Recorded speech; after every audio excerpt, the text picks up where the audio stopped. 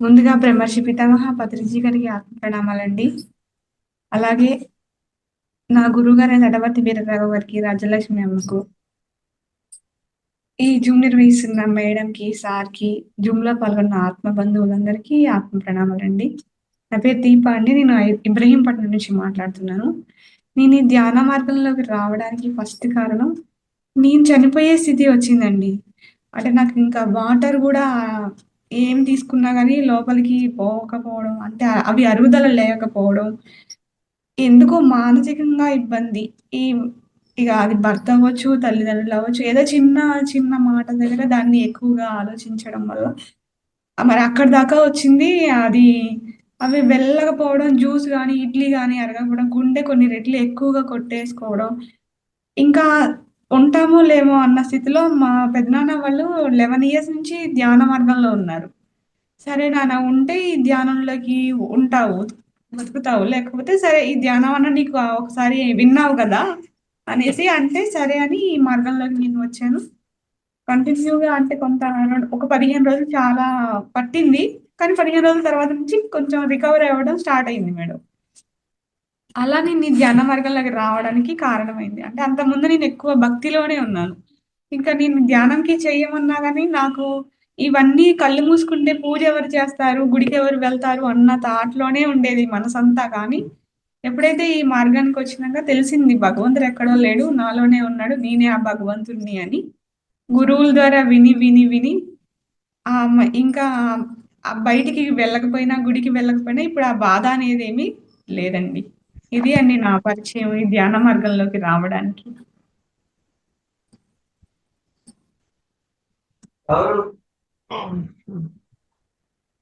Okay madam. Class start చేసుకుందాం madam. బాగుంది madam. అంటే వామిటింగ్ వామిటింగ్ అయ్యేదా మేడం? వాటర్ కూడా ఉండకపోయేది అని చెప్పారు కదా? మోషన్స్ అయ్యాయి మేడం. మోషన్స్, వామిటింగ్స్ అసలు ఇంకా అవి ఇక్కడ నొక్కుకుంటా ఉండేది. అన్నం గూడా ఒక గింజ వెళ్ళినా గానీ, అది తెలిసేది ఇక్కడ. అంతగా ఉంది, ఇక్కడే ఉంది అనేది. ఇప్పుడు అంటే ఒక 70% కొంత మెల్ట్ అయ్యి అంటే పిల్లలకి పెట్టినట్టుగానే కొంత పడిద్ది. కానీ పూర్తి స్థాయిలో అంత గట్టిగా అంటే నాకరగదు. కూరలైనా సరే కుక్కర్ ద్వారా విజిల్సే, జ్యూస్ అయినా సరే జార్ ద్వారా ఇగ మిక్సీనే గాని ఇంక జ్యూస్ జార్ ద్వారా తప్ప ఇట్లా తింటే పల్పు గాని కొంత తెలుస్తుంటది. అది ఇక్కడే ఉంది అని. ఇప్పుడు ఎన్ని ఇయర్స్ అవుతుంది మేడం ధ్యానంలోకి వచ్చి మీరు? కరెక్ట్‌గా 2 ఇయర్స్ మేడం. 2 ఇయర్స్. ఇప్పుడు కారం గాని చాలా బెటర్. కొంచెం పులుపు గాని అసలప్పుడు కారము లేదు, పులుపు లేదు. ఇంకా ఆ అన్నం గూడా అరిగేది గాదు. మెత్తగా లేకపోతే గొడవ గొడవ అంతే ఇగ. నాకిది అరగదని అమ్మతో అనేదాన్ని. Thank you very much. Start చేయండి మేడం క్లాస్. ఓకే. ఈరోజు నేను తీసుకున్న టాపిక్ వచ్చేసి దశావతార వైభవం అండి. అసలు అవతారము అంటే కిందికి దిగి రావడం అండి. తార అంటే నక్షత్రం. ఆ భగవంతుడు మన మీద దయతోనే భూమి మీదికి ఇన్ని అవతారాలు తీసుకున్నారండి. అంటే మనకి చెప్తారు కదా! సాధువులకి, సజ్జనులకి ఎప్పుడైతే గోవులకి ఈ హాని కలుగుతుందో, ధర్మానికి హాని కలుగుతుందో నేను అవతరిస్తాను అని కృష్ణ భగవానుడి గీతలో గూడా చాలా సార్లు చెప్పారండి. చెప్తారు గదా శ్లోకం పరిత్రాణాయ సాధూనాం వినాశాయ చ దుష్కృతాం ధర్మ సంస్థాపనార్థాయ సంభవామి యుగే యుగే. అంటే నేను ఎప్పుడైతే వీధికి హాని కలుగుతుందో నేను అవతారాన్ని తీసుకుంటాను. ఆయన మన మీద దయతోనే తీసుకున్నారండి. ఎందుకంటే తనకి అవతారం తీసుకోవాల్సిన అవసరం లేదు. కానీ కొన్ని కొన్ని ఇప్పుడు ఈ వచ్చిన జీసస్ గాని, మహమ్మద్ ప్రవక్త కానీ అంటే వాళ్ళి ఆ కాలానికి సరిపడా ఒక గురువు ద్వారా రూపంలో గానీ, లేకపోతే ఒక అవతార రూపంలో గానీ, ఈ అవతారాలన్నీ గానీ, గురువులు గానీ వీళ్ళంతా అలా భూమి మీదకి వచ్చిన వాళ్ళే. ఈ కలియుగానికొచ్చేసరికి పత్రిజీ సారు ఇన్ని జీవుల సంరక్షణ కోసం, నేను మానవుల కోసం ఏమీ కాదు వచ్చింది, జీవులను సంరక్షించడానికి అని సద్గురువుగా బ్రహ్మర్షి పత్రిజీ గారు భూమి మీదకి అవతరించి మరి ఇంత మంచి గొప్ప ధ్యాన మార్గాన్ని మనందరికీ అందించారండి. అంటే వీళ్ళంతా కూడా మనని మనకి మీద దయతోని సార్ మాత్రం పర్టికులర్‌గా జీవులను సంరక్షించడానికి అని చెప్పారు. చాలా సార్లు చెప్పారంట. అమ్మ చెప్తూ ఉంటే వింటమే. నాకైతే తెలీదు. ఆయన చూడలేదు కూడా నేను.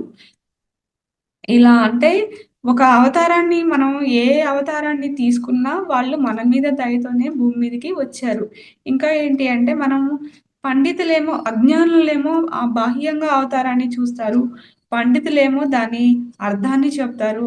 యోగీశ్వరులు మాత్రమే ఆ అవతారం యొక్క వెనక ఉన్న అంతరార్థాన్ని మనకి తెలియజేశారండి. అంటే ఏ ఎందుకు పర్పస్ ఏంటి? ఇప్పుడు నా బాహ్యంగా అమ్మని చూసినప్పుడు మా గురువుని చూసినప్పుడు నాకేమనిపిస్తది? రాజ్యలక్ష్మి మేడమే అనిపిస్తది. కానీ మరి మనకి ఆమె ఒక జ్ఞాని. ఆమె భూమి మీదకి ఈ జ్ఞాన ప్రచారాన్ని అందించడానికొచ్చింది అని మరి ఆమె లైఫ్ మరి ఎండ్ అవ్వకోకుండా ఉండడానికి పత్రి సారు మరి తన పుణ్యాన్ని ఖర్చు పెట్టి బతికిచ్చారు. ఈ రోజు వరకి కూడా ఇంత జ్ఞాన ప్రచారాన్ని మరి 80% కాలిపోయినా గానీ మళ్ళీ ప్రాణం ఇచ్చి బతికిచ్చింది పత్రి సారే. మరి ఇంత జ్ఞానాన్ని అందిస్తున్నారంటే అది సారు నిలిపిన ప్రాణమే.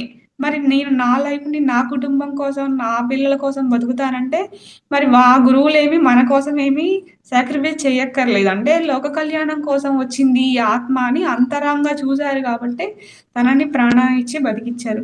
అలాగే సాందీప మహాముని కొడుకుని గూడా కృష్ణ భగవానుడు తీసుకొచ్చాడంటే మరి ఆయనకి గురువుకి దక్షిణగా తీసుకొచ్చాడు.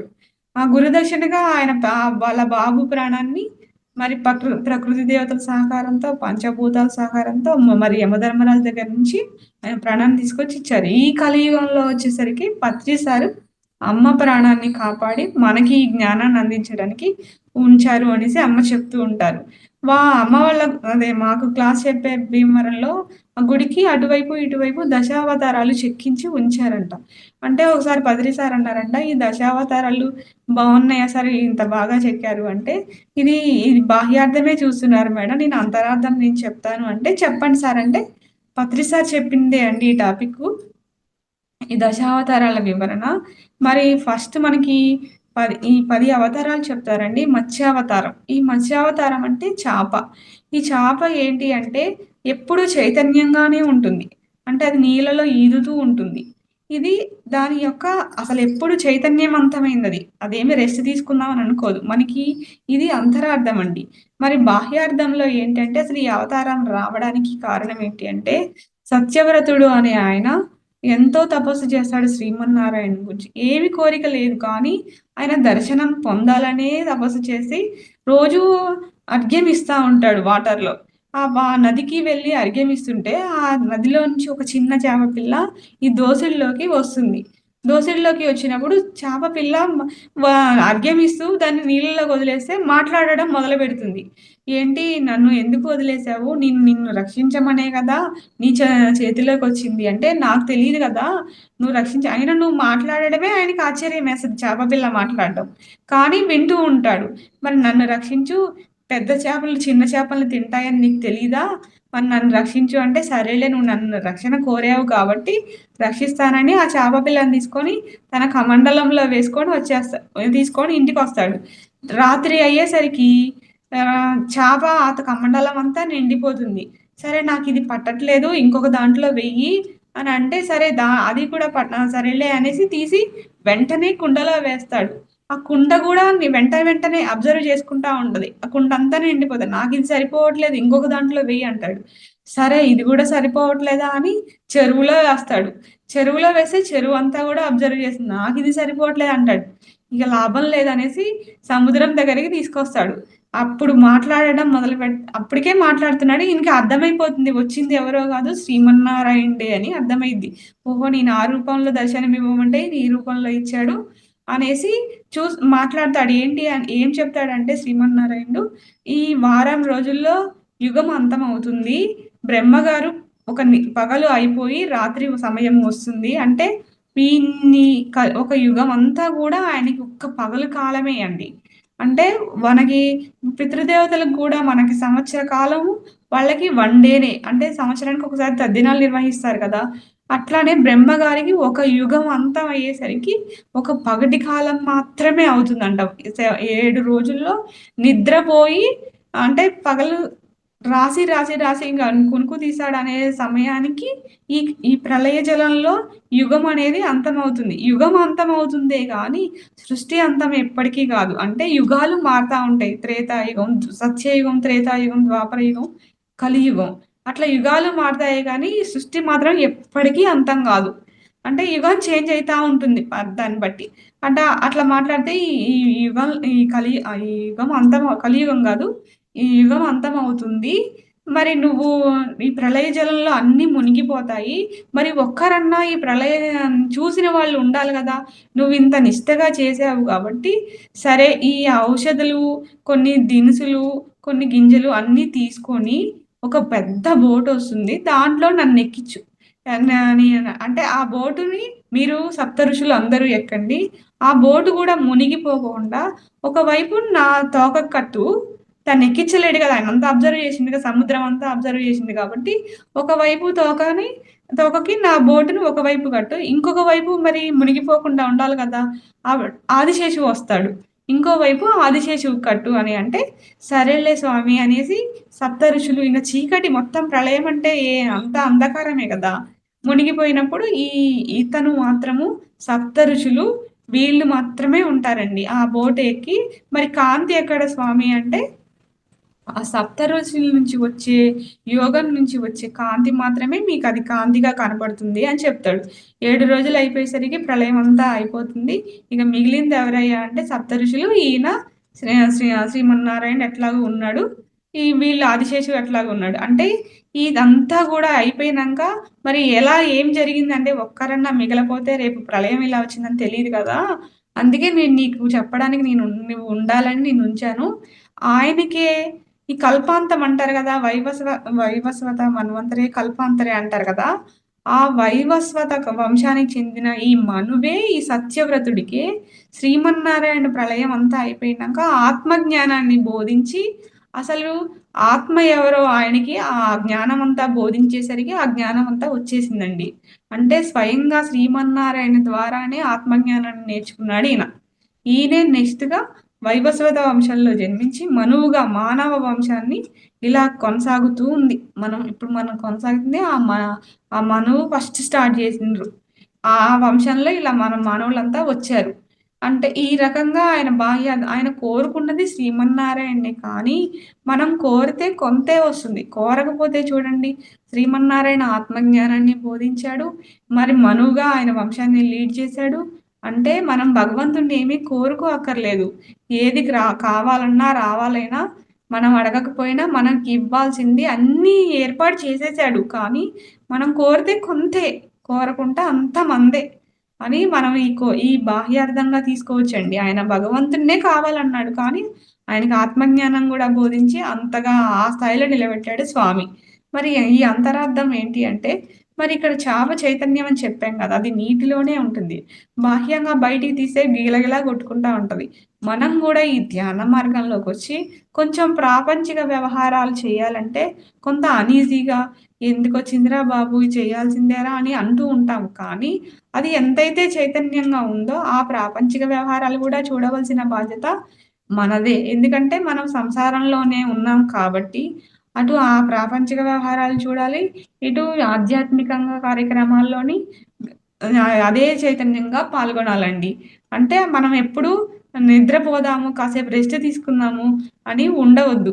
అంటే శరీరం అలసిపోతే రెస్ట్ తీసుకోవడం అది వేరు. కానీ ఇక బద్ధకంగా ఉండొద్దు. ఆ చేప నుంచి అది మనం నేర్చుకోవాలంటే ప్రాపంచిక వ్యవహారాలు చూడాలి. ఆధ్యాత్మిక వ్యవహారాలు గూడా అంతే లీడ్ చేయాలి. రెండిటిని సమంగా తీసుకోవాలి. నేను అది చెయ్యను. కాకపోతే మనకి ఎవరైనా ధ్యాన ప్రచారము, జ్ఞానానికి సంబంధించిన క్లాసులు, ఎవరైనా ఆత్మజ్ఞానులతో మాట్లాడడం అంటే ఎక్కడిదో సంతోషం వస్తుంది. అదే బాహ్యంగా ఎవరైనా మాట్లాడంటే, "నువ్వు పెట్టేరా బాబు! నాకింక వేరే పనుంది" అని నీరసం వస్తుంటుంది. అంటే ఆ ఆధ్యాత్మిక విషయాల్లో ఉన్నంత చైతన్యము ఇక్కడ ఉండదు. ఇక్కడున్నంత ఇది మనకి ఆ సంతృప్తి అక్కడ లేదు. ఆ చేప కూడా నీటిలో ఉన్నంత సేపు అంతే సంతోషంగా, ప్రశాంతంగా ఉంటుంది. బయటికొస్తేనే దాని ఊపిరందక గిలగిలా కొట్టుకుంటా ఉంటది. మన పరిస్థితి కూడా అంతే ఉంది. కానీ అది కూడా వదలడానికి లేదు కదా! సార్ 2 చూసుకో అన్నారు కాబట్టి 2 లీడ్ చేయాల్సిందే అండి. ఇక్కడ సచ్చిత్ ఆనంద స్వరూపమే చైతన్యం అండి. ఎప్పుడూ సత్యమైంది. ఆ భగవంతుడు ఎప్పుడూ ఉంటాడు. నిత్యమైంది, శాశ్వతమైంది. చైతన్యం అంటే ప్రతి అణువులోనూ, ప్రతి ప్రతి వస్తువులోనూ, ప్రతి దాంట్లోనూ ఉన్నది ఆ చైతన్యమే. ఆ చైతన్యం లేకపోతే శవం అవుతుంది. అంటే ఎప్పుడు ఆయన ఆనంద స్వరూపుడే. చైతన్యం అంటే సచ్చిత్ ఆనంద స్వరూపమే మత్స్యావతారం. ఈ మత్స్యావతారం తీసుకుంది ఆ ప్రళయ కాలంలో ఆ సత్యవరతుడు అనే కోసం ఈ యుగాన్ని రక్షించడానికి మళ్ళీ ఈ జలాలన్నీ వెళ్ళిపోయినా మళ్ళీ వీటిని రక్షించడానికి ఆయన దయతోనే మత్స్యావతారం తీసుకున్నారండి. రెండవదొచ్చేసి కూర్మావతారం. ఈ కూర్మావతారం అంటే తాబేలండి. మరి ఈ తాబేలు ఎప్పుడు తన ఇంద్రియాలని ముడుచుకొనే ఉంటుంది. అంటే బాహ్యంగా బయటికేమి ఉంచదు. అది అవసరం ఉన్నప్పుడు మాత్రమే తెరిచి ఉంటుంది. అవసరం లేనప్పుడు మళ్ళీ లోపలికి పెట్టేసుకుంటుంది. కానీ దాని పైన చాలా గట్టిగా ఉంటుందంట. అది ఎన్ని కొట్టినా గాని చనిపోదంట. కానీ ఇట్లా ఒకటేసారి ఒక్కటి అంటే వెంటనే చనిపోతుందంట. అంత సెన్సిటివ్‌గా ఉంటుందంట అడుగు భాగం. కానీ పైన అంత గట్టిగా, లోపల అంత మెత్తగా ఉంటుంది. పైన, లోపల. అంటే ఆ సెన్సిటివ్‌కి చనిపోతుంది. మరి పైన ఎందుకంత గట్టిగా ఉందంటే శ్రీమన్నారాయణుడు ఇక్కడ గూడా ఆ కూర్మావతారం తీసుకోవడానికి ఇంద్రుడు ఇది బాహ్యార్థం అండి. ఇంద్రుడు రాక్షసుల్ని జయించి వస్తుంటే దూర్వాస ముని ఒక పుష్పమాల ఇస్తాడు.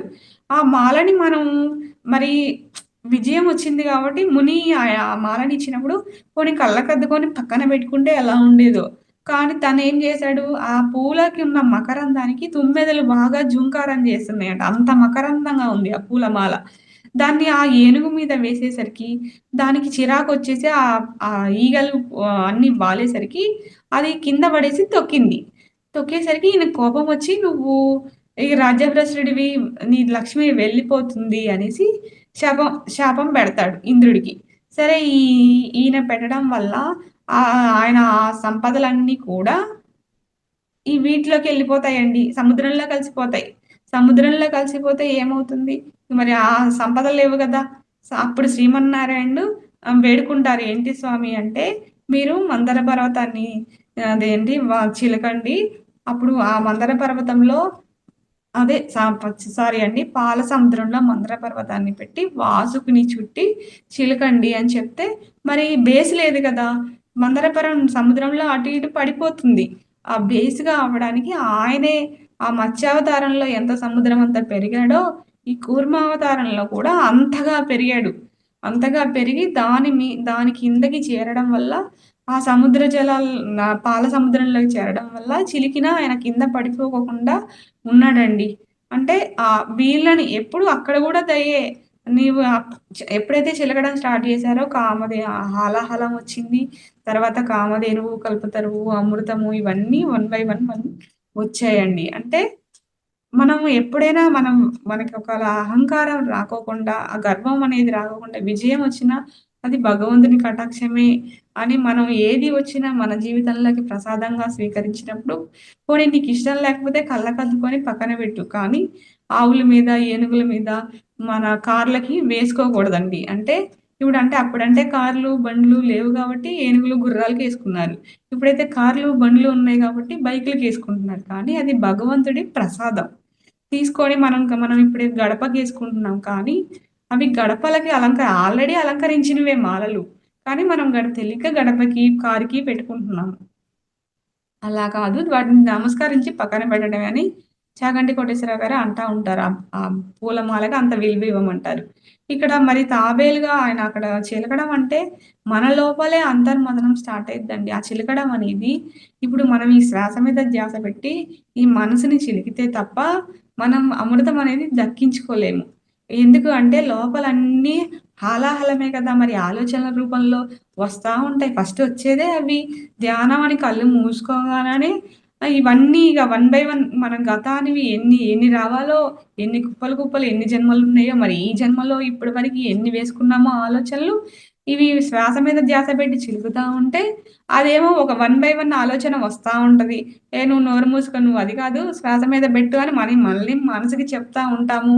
అంటే చిలకడం అనేది లోపలే స్టార్ట్ అవుతుంది. ఈ మా తాబేలు అవతారంలో బయట బాహ్యంగా మనకి అది చిలికినట్టు కనిపిస్తుంది. కానీ ఈ లోపలే జరుగుతుంది ఈ ప్రాసెస్ అంతా అని చెప్తున్నారు. ఇంకా తాబేలు నుంచి నేర్చుకునేది ఉభయచర జీవి అండి. అది వాటర్‌లో ఉంటుంది. మరి బయట భూమి మీద గూడా బతుకుతుంది. దానికి ఎక్కడైనా బతుకుతుంది. అంటే ఇక్కడ మనము దీని నుంచి అది అవసరానికి మాత్రమే ఇంద్రియాల్ని వాడుతుంది. అనవసరంగా చూడటం లేదు, మాట్లాడట్లేదు, వినట్లేదు, తన శక్తిని తాను కోల్పోవడం లేదు. ఎవరైతే ఈ ఇంద్రియాల్ని తక్కువగా, పొదుపుగా ఈ అవసరానికి వాడుకో అన్నారు గానీ, అనవసరంగా వాడమనలేదు. అంటే అవసరం ఉన్నా లేకపోయినా మాట్లాడడం, అనవసరంగా ఫోన్‌లు మాట్లాడడం గానీ, ఊరికే టీవీలు, ఫోన్‌లు చూడటం గానీ, ఎక్కువగా అంటే వాళ్ళు ఎవరో ఒకళ్ళు ఏదో మనకి సంబంధం లేని విషయం చెప్తుంటే వినటం గాని చేయడం వల్ల వార్ధక్యం వచ్చేసరికి ఈ చెవులు వినపడకపోవడం, కళ్ళు కనపడకపోవడం, మరి మన శక్తిని కోల్పోవడం, మాట తడబడడం ఇవన్నీ జరుగుతున్నాయి. అంటే నీ ఇంద్రియ శక్తిని అంటే మనకి శక్తి అంటే మనము ఏదో శక్తి తింటేనే శక్తి వస్తుందనుకుంటున్నాం. కానీ ఇవన్నీ మనకిచ్చిన శక్తే. భగవంతుడిచ్చిన శక్తే. అంటే ఎంతగా నువ్వు పొదుపుగా కాపాడుకుంటావో అంత శక్తి నీకు ఉంటుంది. ఆ తాబేలుని చూసి నేర్చుకోండి. అది 400 సంవత్సరాలు బతుకుతుందంట. ఇప్పటికి కూడా అవతార్ మెహర్ బాబా గారు మరి ఉన్నారు అంటే, తన ఇంద్రియ శక్తిని మరి తను అనవసరంగా మాట్లాడట్లేదు అంటే, ఆయన ధ్యాన స్థితిలోనే ఉన్నారు. అవసరం వచ్చినప్పుడు గురువులకి సజెషన్ ఇస్తూ ఉంటారు.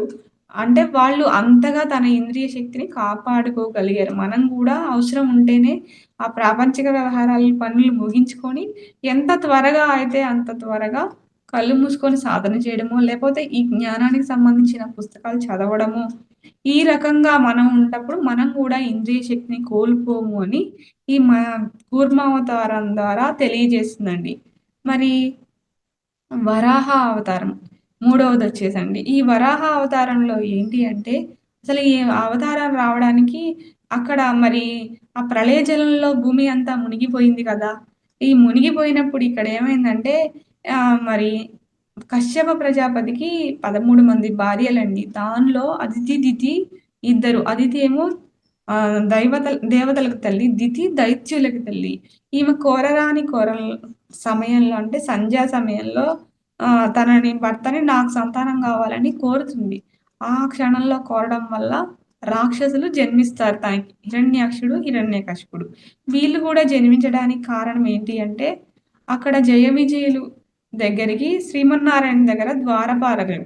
వీళ్ళ దగ్గరికి సనక సనందాదులు దర్శనానికి వస్తారు. వాళ్ళు పిల్లలేనండి, చిరంజీవులు. ఎప్పుడూ చిన్న పిల్లల్లాగానే ఉంటారు. వీళ్ళు లోపలికి వెళ్ళడానికి వీల్లేదు అంటే వాళ్ళు శపిస్తారు. మీరు ఈ రాక్షసుల్లాగా జన్మిస్తారు అంటే శ్రీమన్నారాయణుడు వాళ్ళకొక వెసులుబాటు కల్పిస్తారు. మీరు వ్యతిరేకంగా 7 జన్మలు తీసుకుంటారా?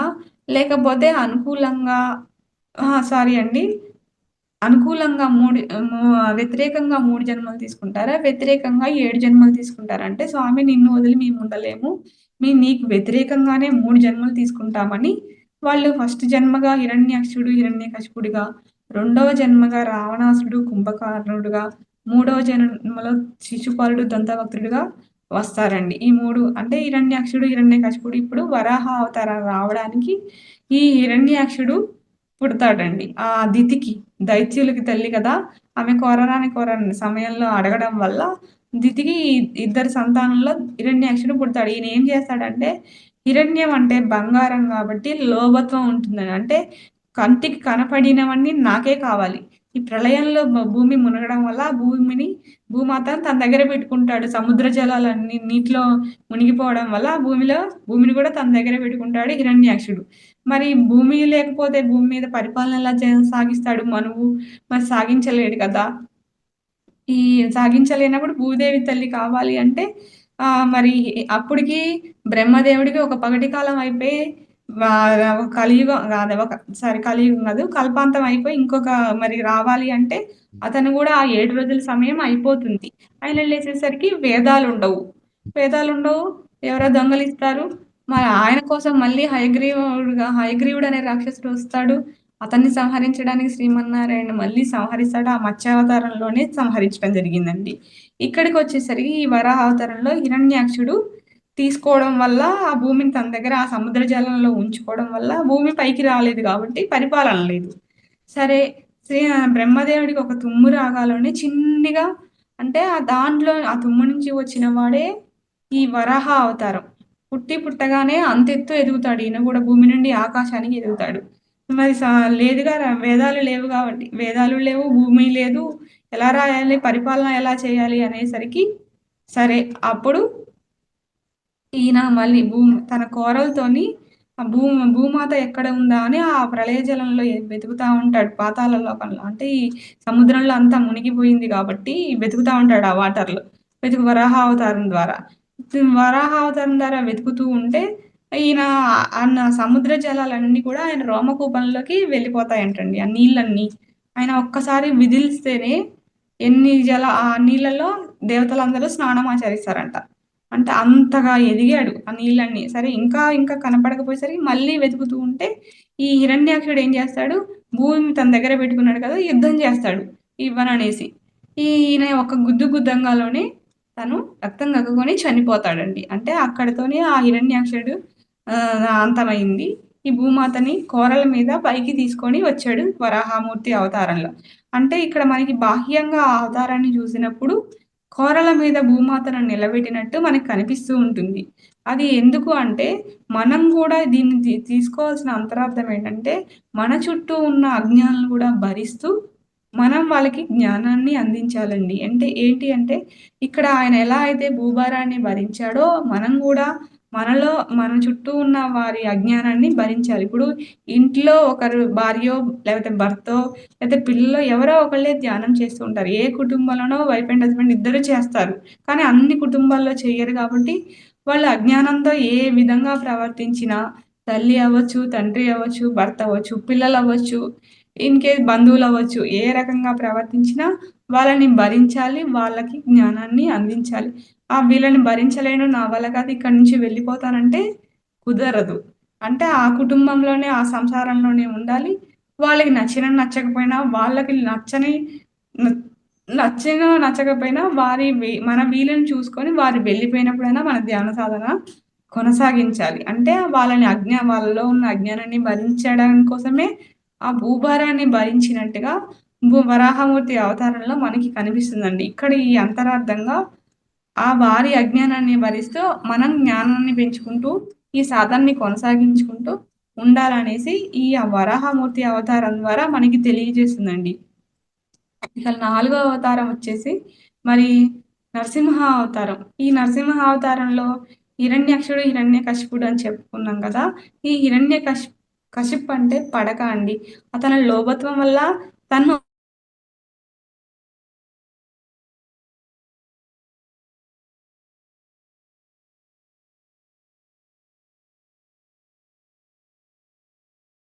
హిరణ్యకశిపుడు అంటే అన్ని అనుభవిస్తా ఉంటాడు. అంటే ఇక్కడ వాళ్ళ అన్నయ్య ఎప్పుడైతే చనిపోయాడో మరి మా అన్నయ్యని చంపింది శ్రీహరే కాబట్టి నేను ఆయన్ని సంహరించాలి.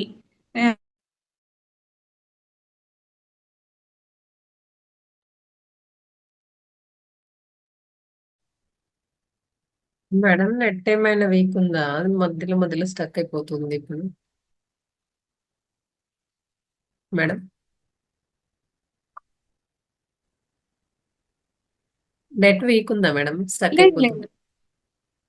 వాయిస్ వైఫై ఉంది. స్టక్ అయిపోతున్నారు. ఓకే, వైఫై పెట్టాము మేడం. ఓకే, చేయండి, చెప్పు. ఓకే,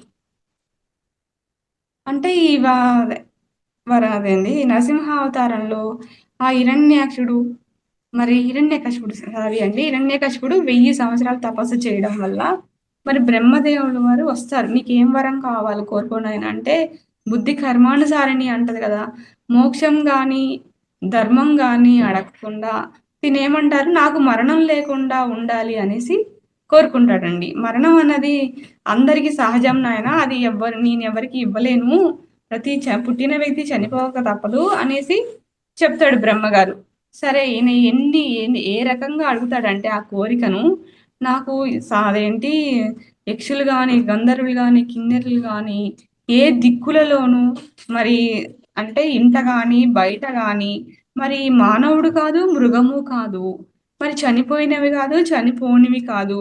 మరి మా అంటే ఈ రకంగా ఆకాశంలోను కాదు, పగలు కాదు, రాత్రి కాదు, భూమి మీద కాదు.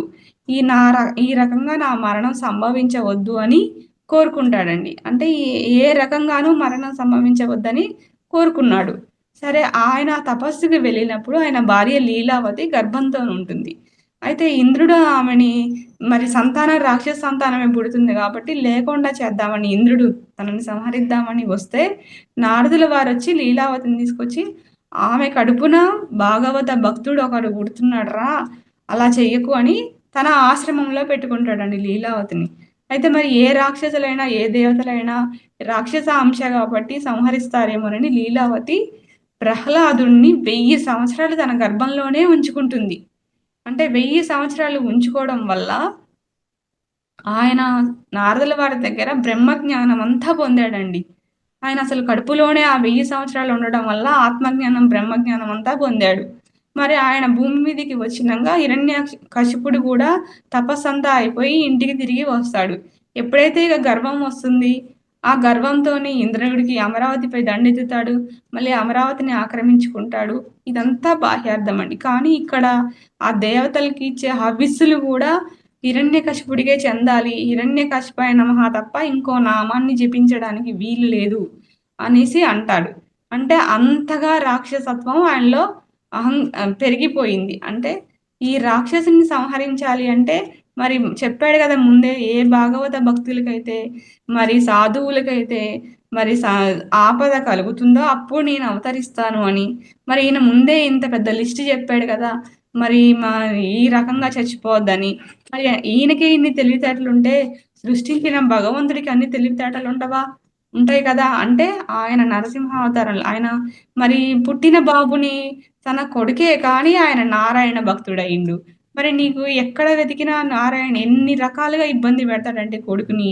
మరి ఏనుగులతోని తొక్కిస్తాడు, శూలాలతోని గుచ్చిపిస్తాడు, విషాహారం కూడా పెట్టిస్తాడు, అగ్నిలో పడేస్తారు, మరి అడవుల్లో వదిలేస్తారు, అంటే సముద్రంలో పడేస్తాడు. ఏ రకంగా చూసినా ఆయన అంతటా అన్నిటా నారాయణుడే చూస్తున్నాడు ప్రహ్లాదుడు. ఇందుగలడు అందులేడు సందేహం వలదు, చక్రి ఎందెందు వెదికినా అందందే కలదు దానవాగ్రిని వింటే అని ఆ పద్యంలో చెప్తాడు. అంటే ఆయన ఏ మనిషిలోని తాగే దాంట్లోను తినే పదార్థంలోను అన్నిటా నారాయణుడే చూశాడు ప్రహ్లాదుడు. అంతటి భక్తుడికి ఆపద తీసుకొస్తున్నాడు ఈ హిరణ్యకశిపుడు. మరి అప్పుడు ఆయన స్తంభం కేసి చూపిస్తాడండి.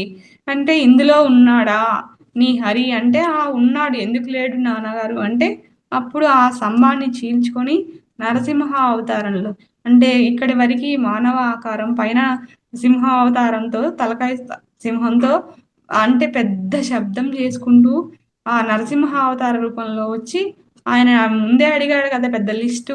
ఆ లిస్టు ప్రకారం ఆయనని ఇంట కాదు, బయట కాదు, మరి తొడ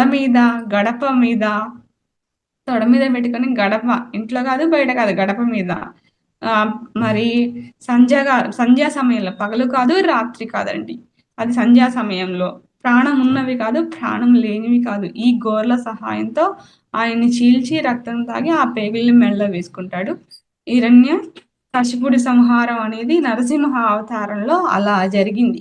అంటే ఇక్కడ కూడా మనలో ఉన్న రాక్షసత్వాన్ని, అంటే మనకి అందరం మానవుల్లాగానే కనిపిస్తున్నాం, ఆ గుణాల కారణంగా వాళ్ళు ఏ రకంగా ప్రవర్తిస్తున్నారో, అంటే నిజంగా ఈ చూడటానికి బాగా ఉంటారు మనుషులు, అంతా ఒకలాగానే మంచి వాళ్ళలాగా కూడా కనిపిస్తూ ఉంటారు. కానీ అతను చేసే పనుల వల్ల కదా రాక్షసత్వంగా ప్రవర్తిస్తున్నారని తెలిసేది. అంటే ఆ రాక్షసత్వాన్ని ఈ హిరణ్యకశిపుణ్ణి ఎలా అయితే నరసింహ అవతారంలో చీల్చి చెండాడాడో, మనం కూడా ఈ రాక్షసత్వాన్ని, మనలో ఉన్న రాక్షసత్వాన్ని ఎలా పోవాలి అంటే అసలు ధ్యానం ద్వారా మార్పు చెందవలసింది మనమే. అంటే ఎవరికి వాళ్ళే మారాలండి. అంటే బయటి వ్యక్తులు కాదు మారవలసింది. ముందు నాలో మార్పు వస్తే, ఇప్పుడు నేను శుద్ధి అయితే బయట అంతా శుద్ధిగానే కనపడుతుంది. నా కళ్ళు కనపడకుండా బయట ప్రపంచం ఎలా కరెక్ట్గా కనిపిస్తుంది అంటే మారవలసింది నేనే. నాలో ఉన్న రాక్షస గుణాలని, నా ప్రవర్తనని మార్చుకోవాల్సింది కూడా నేనే. అంటే ఈ ధ్యాన మార్గంలోకి రాకముందు దోషమంతా బయటి వారిలో కనిపించింది. ఎప్పుడైతే ఇక్కడికి వచ్చినాక ఈ జ్ఞానం విన్నాక తప్పులు ఎంచడం కాదురా, తప్పులు అన్ని నాలోవే ఉన్నాయి, నన్ను నేనే సరి చేసుకోవాలి అన్నది బాగా అర్థమైందండి. అంటే మనకి తెలియకుండా మనం ఎలా మాట్లాడుతున్నామో, ఎలా బిహేవ్ చేస్తున్నామో బయటి వాళ్ళకి ఒకలాగా కనిపిస్తుంది. అవన్నీ సరిచేసుకోవాల్సిన రెస్పాన్సిబిలిటీ నాదే అని నాకు అర్థమైందండి. ఈ రాక్షసుడిని సంహరించడం అంటే నాలో ఉన్న గుణాలను సరిచేసుకోవడమే దీని యొక్క అంతరార్థం అండి. అంటే ఈ నరసింహ అవతారం ద్వారా రాక్షస సంహారం జరిగినట్టు నాలో ఉన్న రాక్షసత్వాన్ని తీసివేయాలి. తీసివేయడం అంటే మనం సాధన పెరిగే కొద్దీ నెమ్మది నెమ్మదిగా గుణాలు మారతా ఉంటాయి. ఆటోమేటిక్‌గా మంచి వ్యక్తిగా మారతారు. మరి 5వ అవతారం వచ్చేసండి వామన అవతారం. ఈ వామన అవతారం గూడా ఇందాక చెప్పుకున్నాం గదా! కశ్యప ప్రజాపతికి 13 మంది భార్యలని. అది దేవతలకు తల్లి. ఎప్పుడైతే హిరణ్యకశిపుడు మరి అమరావతి మీద దండెత్తి అమరావతిని ఆక్రమించుకున్నాడో, మరి వీరికి రాజ్యం లేదు, ఉండడానికి ఇల్లు లేదు ఇంద్రుడికి. మరి అడవుల పాలైపోయి తలొక చోట ఉన్నారు. భార్య, పిల్లలు, దేవతలంతా గూడా. మరి ఈ వామన అవతారంలో మరి అతను మరి ఇక్కడ సంహరించడానికి చక్రవర్తి ధర్మాత్ముడండి. మళ్ళీ ప్రహ్లాదుడి వాళ్ళ మనమడు, విరోచనుడి కొడుకు. మరి అంతటి గొప్ప వంశంలో జన్మించిన వాడు బలిచక్రవర్తి. కానీ జన్మించింది రాక్షస కుటుంబంలో కాబట్టి రాజే రాక్షస రాజైతే మంచివాడైనా రాక్షసులందరూ పెచ్చు పెరిగిపోవడానికి వీలుంటుంది కాబట్టి ఈ వామన అవతారం తీసుకోవాల్సి వచ్చింది. అంటే రాక్షసులనైతే ఏదో ఒక అవతారం అయితే సంహరించవచ్చు. కానీ ఇక్కడ భక్తుడు ఈయన సంహరించడానికి యుద్ధం చేసి సంహరించలేడు. కానీ ఏ రకంగా సంహరించాలి అంటే ఆలోచించి ఈయన ఎట్లాగో అదితి అడుగుతుంది. నా కొడుకు ఇన్ని కష్టాలు పడుతున్నాడు స్వామి ఏం చేయమంటారు అంటే తపస్సు చెయ్యి అని కశ్యప ప్రజాపతి చెప్తాడు. ఆమె తపస్సు చేస్తే శ్రీమన్నారాయణుడు ప్రత్యక్షమై నీకేం కావాలమ్మా అంటే నీలాంటి కొడుకు కావాలి అని అడుగుతుంది. నాలాంటి కొడుకు లేడమ్మా నేనే నీకు కొడుకుగా వస్తాను అనేసి చెప్తాడు. ఈ కొడుకుగా రావడానికి కూడా భగవంతుడి యొక్క దయేనండి. అది 3 జన్మలుగా వస్తాడండి ఈయన వీళ్ళకి కూడా కొడుకుగా. ఎలా అంటే పృష్ణికర్పుడు, పృష్ణి వాళ్ళు తీవ్రంగా తపస్సు చేసి మోక్షం అడక్కోకుండా సంతానం కావాలని అడుగుతారు. ఆ సంతానం కావాలని అడిగినప్పుడు పృష్ణి సుతపుడికి ఒకసారి సంతానంగా వస్తాడు. రెండవసారి కశ్యప ప్రజాపతికి అదితికి వామన అవతారంలో వస్తాడు. మూడవసారి దేవకీ వసుదేవతలకు కృష్ణ పరమాత్మగా 3వ అవతారంగా వస్తాడు. ఇక్కడ మరి అదితికి కశ్యప ప్రజాపతికి వామనమూర్తి అవతారంలో పుట్టి పుట్టగానే 7.5 నెలలు 7 సంవత్సరాల 2 నెలల బాబుగా పెరిగే పుట్టగానే అంత ఎత్తు పెరుగుతాడండి. అంటే మిగతా టైం అంతా గర్భవాసంలో అయిపోయినట్టుగా మనకి చెప్తారు. అంటే ఈ పుట్టగానే ఆయన వాళ్ళ తల్లిదండ్రి ద్వారా ఉపనయనం చేసుకొని దీక్షాపాత్ర తీసుకొని డైరెక్ట్‌గా బలిచక్రవర్తి యాగశాల దగ్గరికే వస్తాడు. అప్పుడు బలి యాగం నిర్వహిస్తూ ఉంటాడు. అక్కడికి వచ్చి ఆ యాగం అంతా కంప్లీట్ అయిపోతుంది. దానం ఇస్తూ ఉంటాడు బలి. అంటే తను కూడా నాకు దానంగా మరి నాకేం అక్కర్లేదు. ఏం కావాలి స్వామి అంటే 1, 2 అడుగులు అంటే నాకు 3 అడుగుల నేల చాలు అని వామనమూర్తి ఆ బలిచక్రవర్తిని అడుగుతాడు. అంటే సరే మరి ఇస్తాను అంటే మనకి వామన అవతారంలో ఒక కాలు పైకి పెట్టినట్టుగా కనిపిస్తూ ఉంటుంది. అంటే ఒక అడుగు ఆకాశాన్ని కొలుస్తుంది. ఒక అడుగు భూదేవినంతా కొలుస్తుంది. మరి 3వ అడుగు ఎక్కడ పెట్టనయ్యా అంటే నా నెత్తి మీద పెట్టు స్వామి అంటాడు. అంటే ఆ బలి చక్రవర్తి ధర్మాత్ముడు కాబట్టి సంహరిస్తే ఇప్పుడు ఎప్పుడు అయినా భగవంతుడు భక్తుల్ని సంహరించడు. వారికి అంటే రాక్షస రాజు కాబట్టి అతను లేకుండా చేయవలసి వచ్చింది. అంతే తప్ప అతన్ని సంహరించే ఉద్దేశం ఏమీ లేదు. అతనికి అంటే ఈ రకంగా అతన్ని పాతాళానికి అడుగు ద్వారా పాతాళానికి పంపించి అక్కడ కూడా అతనికి ఇంద్ర పదవికి ఇప్పుడు మనకి అమరావతి ఇంద్ర పదవి ఇంద్రుడికి ఎలా ఇచ్చారో పాతాళ లోకంలో కూడా బలిచక్రవర్తికి అంతటి ఇంద్ర పదవి లీడ్ చేస్తూ ఉంటాడు. తదనంతరం తన మోక్షాన్ని పొందుతాడు. తనకి తాను అంటే వచ్చింది శ్రీమన్నారాయణ అని తెలుసు. శుక్రాచార్యులు వారి గురువుగారు చెప్తారు. అంటే వచ్చింది ఎవరో కాదు శ్రీమన్నారాయణే నిన్ను సంహరించడానికే వచ్చాడు అని చెప్తాడు. కానీ భగవంతుడే నన్ను చేయి చాచి అడిగినప్పుడు నేను ఇవ్వకుండా ఉండలేను అనేసి మరి బలిచక్రవర్తి తనను తాను సమర్పించుకుంటాడండి. ఆత్మార్పణం అంటే తనని తాను సమర్పించుకోవడం. అక్కడ శరీరం ఏమీ విచ్ఛిన్నం కాలేదు. అంటే తనని అర్పణ చేసుకోవడమే అంతే తప్ప ఇంక అక్కడ ఎలాంటిది ఉండదు.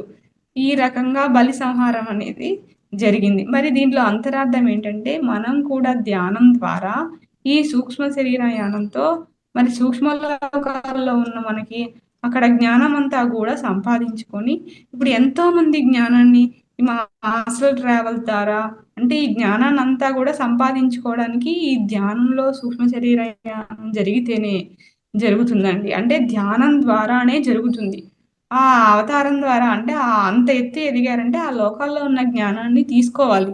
తీసుకొని అంటే ఒక భూమి మీద మాత్రమే మన జ్ఞానాన్ని సంపాదించే అర్హత ఉంది. ఇంకా పై లోకాల్లో సంపాదించుకోలేడు. కింది లోకాల్లోనూ సంపాదించుకోలేడు. ఎందుకంటే శరీరమే లేనప్పుడు జ్ఞానం ఎక్కడి నుంచి వస్తుంది? అంటే ఈ ఈ బతికి ఉండగానే ఈ శరీరంతోనే నువ్వు జ్ఞానాన్ని సంపాదించుకో. భూమి అనేది ఒక పాఠశాల. అక్కడ బలిని సంహరించినట్టు మనం ఇక్కడ కూడా ఈ జ్ఞానం ద్వారా వాళ్ళలో ఉన్న అజ్ఞానాన్ని తీసివేస్తూ ఉండాలండి.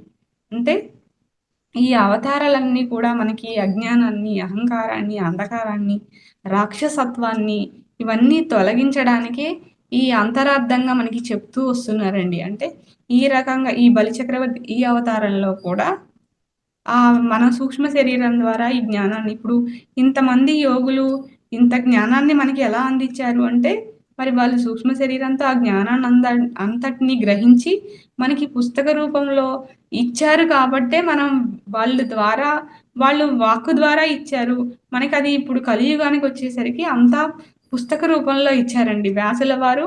అందుకే 18 అష్టాదశ పురాణాలు, భాగవతాన్ని ఎందుకు ఇచ్చారంటే ఇవి చదువుకొని దానిలో ఉన్న మీరు జ్ఞానాన్ని తీసుకొని ఆ రకంగా జీవించండి. అంటే పుస్తకంగా లేకపోతే మనకి విని గ్రహించే అంత శక్తి మనకి లేదు. ఒకప్పుడు వాళ్ళు విన్నారు వాక్కు ద్వారా, శృక్ ద్వారా విన్నారు. అంటే వేదం చెప్పినప్పుడు వాళ్ళు విన్నారు, ఆచరించారు. కానీ అంత శక్తి కలియుగం మానవుడికి లేదు కాబట్టి అంతా పుస్తక రూపంలో పత్రిసారి చూడండి. అంత జ్ఞానాన్ని కూడా మనకి మళ్ళీ పుస్తక రూపంలో తులసీదళం 1, 2, మరణం లేని మీరు మరి ఇవన్నీ కూడా ఈ బుక్స్ అన్నీ కూడా పత్రిసారివి బుక్స్ ద్వారానే వచ్చాయి. అంత జ్ఞానాన్ని చదవబట్టే కదా మనకి ఇచ్చింది. అంటే ఆ జ్ఞానం అంతా కూడా మీరు ఈ ఈ ధ్యానం ద్వారానే సంపాదించుకోండి. ఇతరుల దుఃఖాన్ని పోగొట్టండి అనేసి చెప్తా ఉంటారండి. ఈ బలి చక్రవర్తి ఈ వామన అవతారం యొక్క అంతరార్థం అండి. ఇంకొక మరి పరశురామ అవతారం అండి. ఈ పరశురామ అవతారం ఏంటంటే ఆవేశ అవతారం. ఆవేశ అవతారం అంటే ఎంత ఆవేశం ఉంటుందంటే ఇంక అసలు ఆయన తట్టుకోలేమన్నట్టు.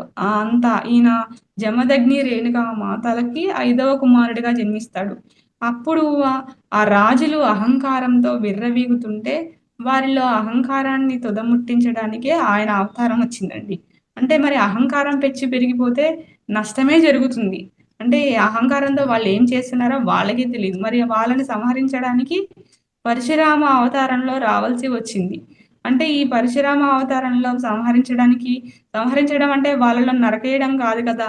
అంటే వాళ్ళలో ఉన్న అహంకారాన్ని తొలగించాలి. గురువు కూడా చూడండి మనకి అహంకారం పెరిగితే మనకి జ్ఞానాన్ని ఇచ్చి మనలో ఉన్న అహంకారాన్ని తొలగిస్తూ ఉంటాడు. అంటే నువ్వు ఇక్కడ పొరపాటు చేశావు అని చెప్తా ఉంటారు. అంటే ఈ అహంకారం అనేది కూడా తొలగించడానికి గురువు మనకి ఎంత అహంకారం పెరిగిందని మనకి తెలియదు కానీ గురువుకి తెలుస్తుంది.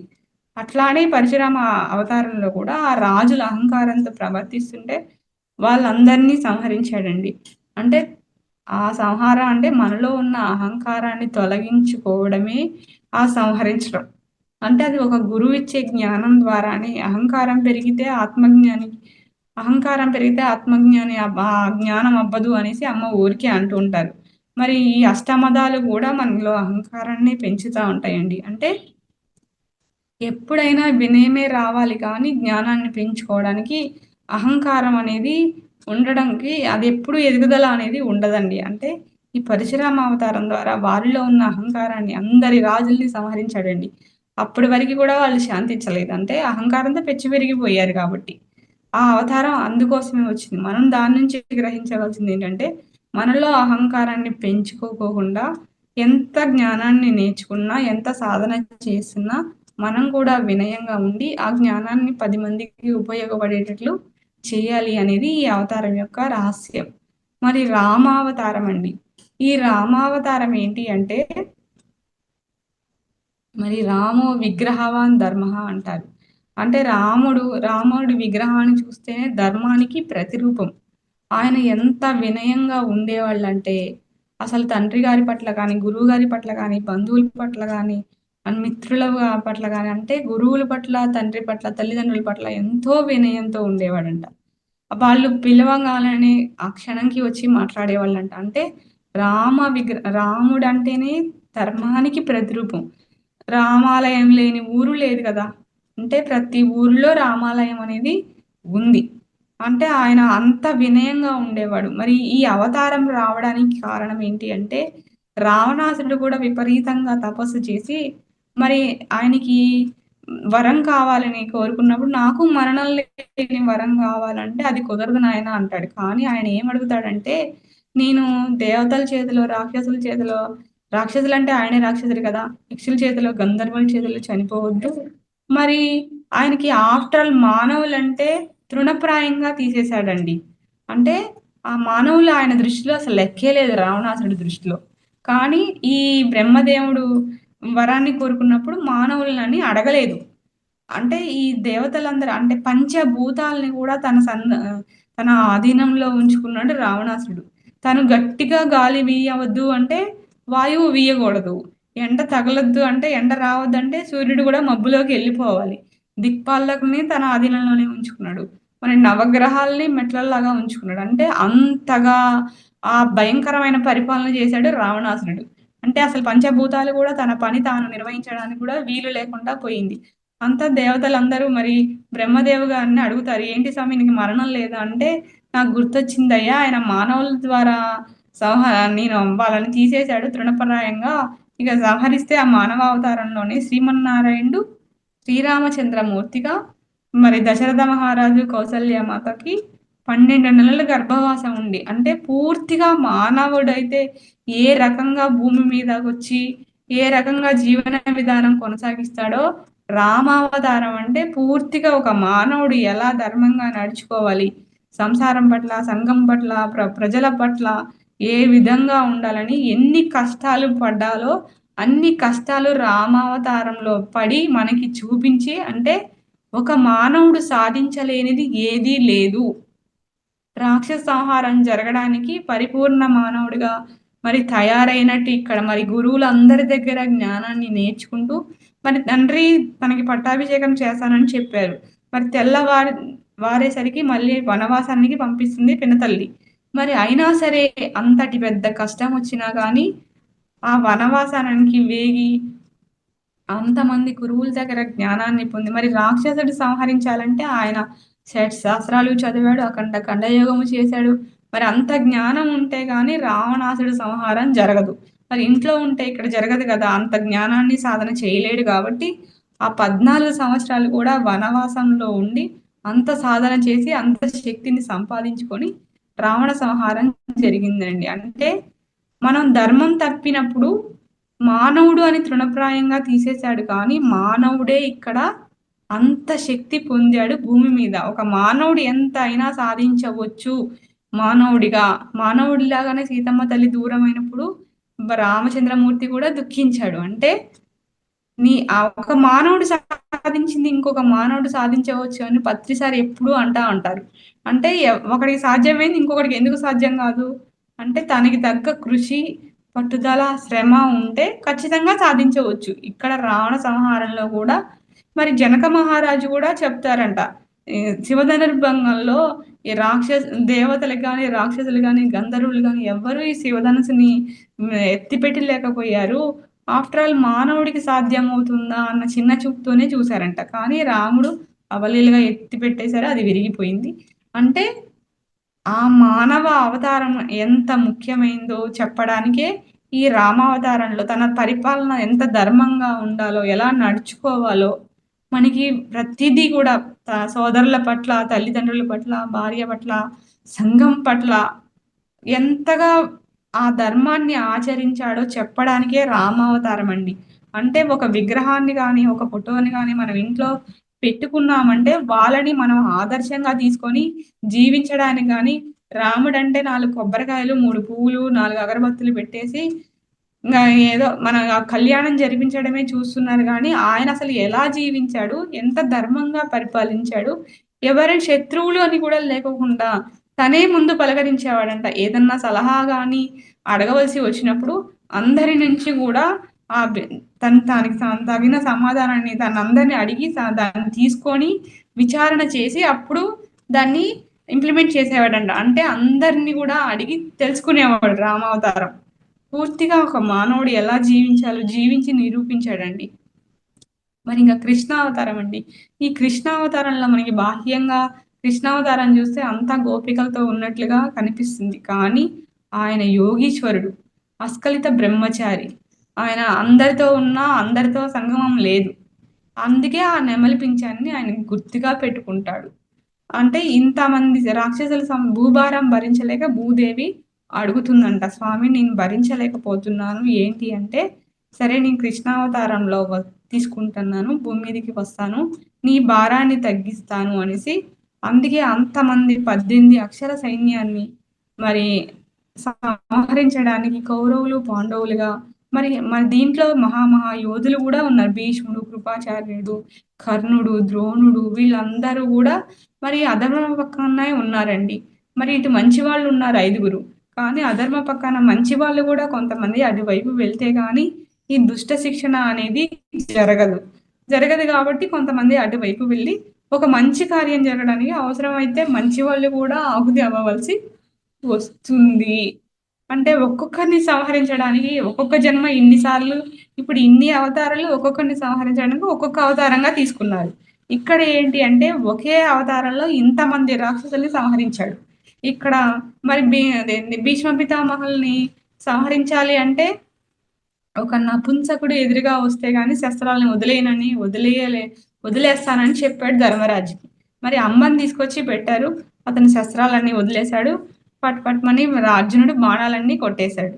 అంటే అక్కడ భీష్మాచార్యుల మరణం అనేది అలా ఆ బాణాల ద్వారా జరిగింది. మరి ద్రోణాచార్యుడు ఉన్నారు, ఆయనకి అశ్వత్థాముడు అంటే కొడుకంటే విపరీతమైన ప్రేమ.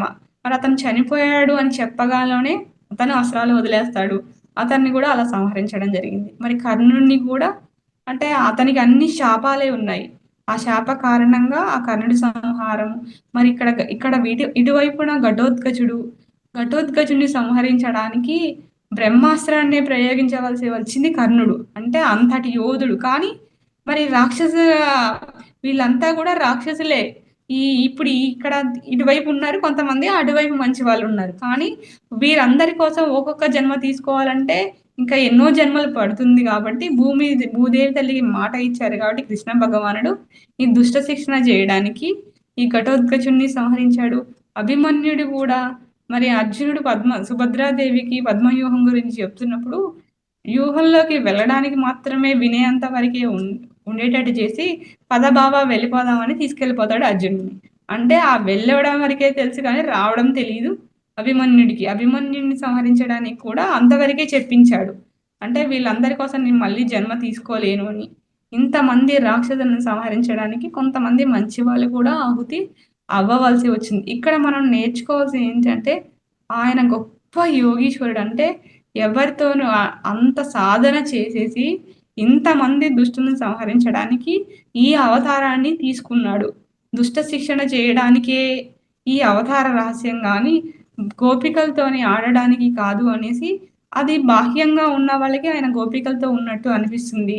అంతరంలో చూస్తే మనము ఆ భగవంతుడు ఎంత యోగీశ్వరుడో మనకి కృష్ణ భగవానుడు అంటే కృష్ణం వందే జగద్గురు, అంటే జగత్తుకి గురువు అంతటి వాడు అని చెప్తా ఉంటారండి.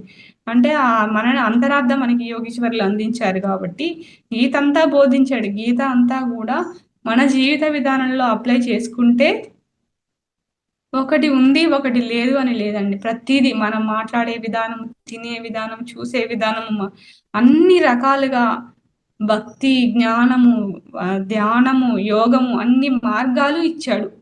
ఎవరి స్థాయిలో వాళ్ళు ఒకటొకటి నిర్వహించుకుంటూ రావడానికి.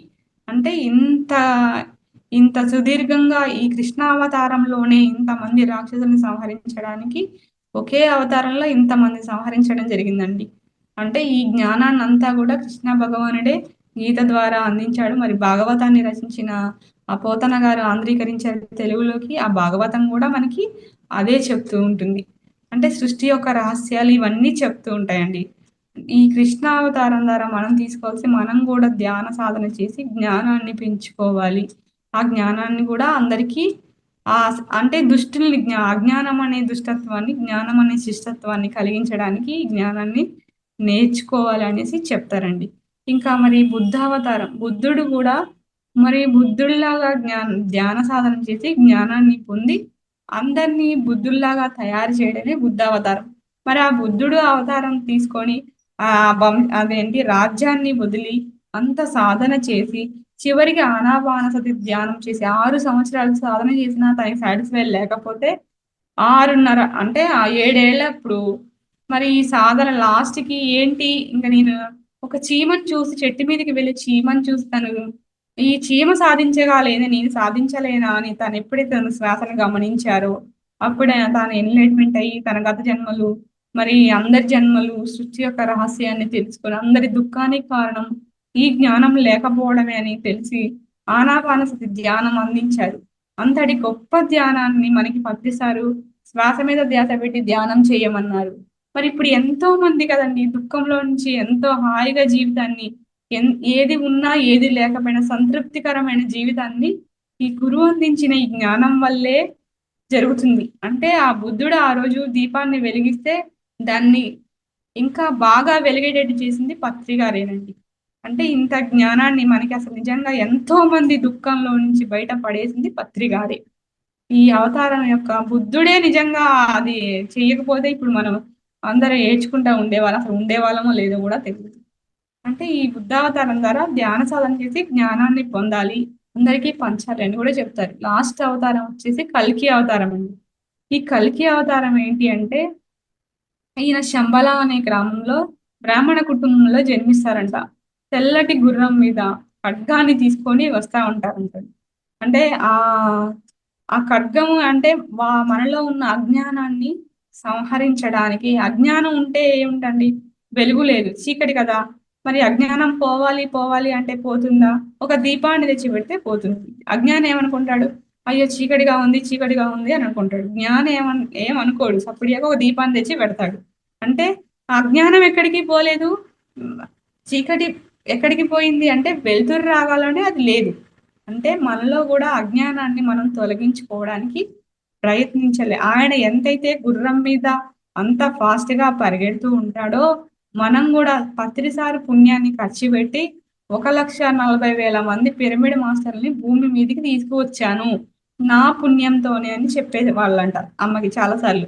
అంటే ఈ మాస్టర్స్ అంతా కూడా పత్రిసారి పుణ్యం వల్ల వచ్చిన వాళ్ళే. ఆ పుణ్యం ఖర్చు పెట్టి వీళ్ళంతా అజ్ఞానంలో దుఃఖంలో ఉన్నారు కాబట్టి ఈ జ్ఞానాన్ని అందించండి. ఇప్పుడు ఒక్కొక్క ఊరికి ఒక్కొక్క పిరమిడ్ మాస్టర్ అయినా ఉన్నారండి. అంటే ఇదంతా పత్రిగా తెచ్చుకున్న చే ఆయన పుణ్యాన్ని ఖర్చు పెట్టడం వల్ల వచ్చిన మాస్టర్సే వీళ్ళంతా. వీళ్ళంతా నిరంతరం వాళ్ళ ఇంటి కోసము వాళ్ళ సుఖాలు చూసుకోవడానికి ఏనాడు చూసుకోరు. అంటే ఎంత వీలైతే అంత ఈ జ్ఞాన ప్రచారాన్ని అందించడానికి నిరంతరం కృషి చేస్తూనే ఉన్నారు. ఇంకా చేస్తూనే ఉన్నారండి. ఏ రూపంలో అయితే ఇప్పుడు ఈ లైవ్ ద్వారా కానీ బయటికెళ్ళి ప్రచారం చేసే వాళ్ళు కానీ అసలు అంటే ఎంత వీలైతే అంత ఈ జ్ఞానాన్ని ధ్యానాన్ని అందించడానికే, మాంసాహారాన్ని మాన్పించడానికే విధాల పిరమిడ్ మాస్టర్స్ అంతా కూడా సారి చేసిన పుణ్యం వల్ల ఈ పిరమిడ్ మాస్టర్ అంతే అంకిత భావంతో అది ముందుకు వెళ్తూనే ఉంది ఈ పిఎస్ఎస్ఎం మూవ్మెంట్ అనేది. అంటే ఇంతగా వారిలో అజ్ఞానాన్ని తొలగించడానికి మరి అసలు నువ్వు దేహం కాదనైనా నువ్వు ఆత్మవి అన్నారు పత్రిసారి. మరి నేను కనపడే మరి ఈ శరీరము నశించిపోతుంది, మనసు నశించిపోతుంది, ఉండేది ఆత్మే. అంటే ఇది గతంలోనూ ఉంది భవిష్యత్తులోనూ ఉందండి. అంటే ఇది ఆత్మకి అసలు చావు లేదు, ఇది ఎప్పుడు నిరంతరంగా ఉంటూనే ఉంటుంది. అంటే నువ్వు ఆత్మవి అన్నారు. మరి గుళ్ళు లేవు అంతకుముందు త్రేతాయుగంలో, సత్యయుగంలో గుళ్ళు లేవు, త్రేతాయుగంలో గుళ్ళు లేవు, ద్వాపరయుగంలో గుళ్ళు లేవు. కానీ అజ్ఞానంలో ఉన్న తల్లిదండ్రుల కోసం మరి సమాజంలో వారిని ఆ ఆస్తికత్వంలో ఉన్న వారి కోసమే విగ్రహారాధన వచ్చింది. కానీ ఫస్ట్ విగ్రహారాధన కొంతకాలం చేసినా ఎప్పుడైతే గురువు జీవితంలోకి వస్తో అప్పుడు ఈ జ్ఞానాన్ని నేర్చుకొని మనం కూడా ఈ మార్గంలోకి ముందుకు వెళ్ళాలి. అంటే ఫస్ట్ అద్దుతామండి. ఆలు దిద్దినంత మాత్రాన నేను ఆలే దిద్దుతానంటే ఎప్పటికీ అట్లానే ఉండిపోతాడు. కానీ మనం ఒక్కొక్క స్టెప్ కాలేజీ స్థాయికి ఎదిగాం కదా! అట్లానే ఇది కూడా అంతే. ఫస్ట్ విగ్రహారాధన చేసినా, ఇప్పుడు ఆ సాధన కొనసాగించి మనం జ్ఞానాన్ని పెంచుకుంటూ ఇతరుల్లోని అంత ఫాస్ట్‌గా కల్కి అవతారంలో ఎలా అయితే గుర్రం మీద పరిగెత్తుతారో, ఈ పిరమిడ్ మాస్టర్లంతా కూడా ఈ జ్ఞాన ప్రచారానికి అంతే ఫాస్ట్‌గా వెళ్ళి, వారిలో ఉన్న అజ్ఞానాన్ని తొలగించి, వారికి కూడా జ్ఞానాన్ని అందించినప్పుడు, ఏ సమస్య వచ్చినా దాన్ని హ్యాండిల్ చేసే శక్తి వస్తుందండి.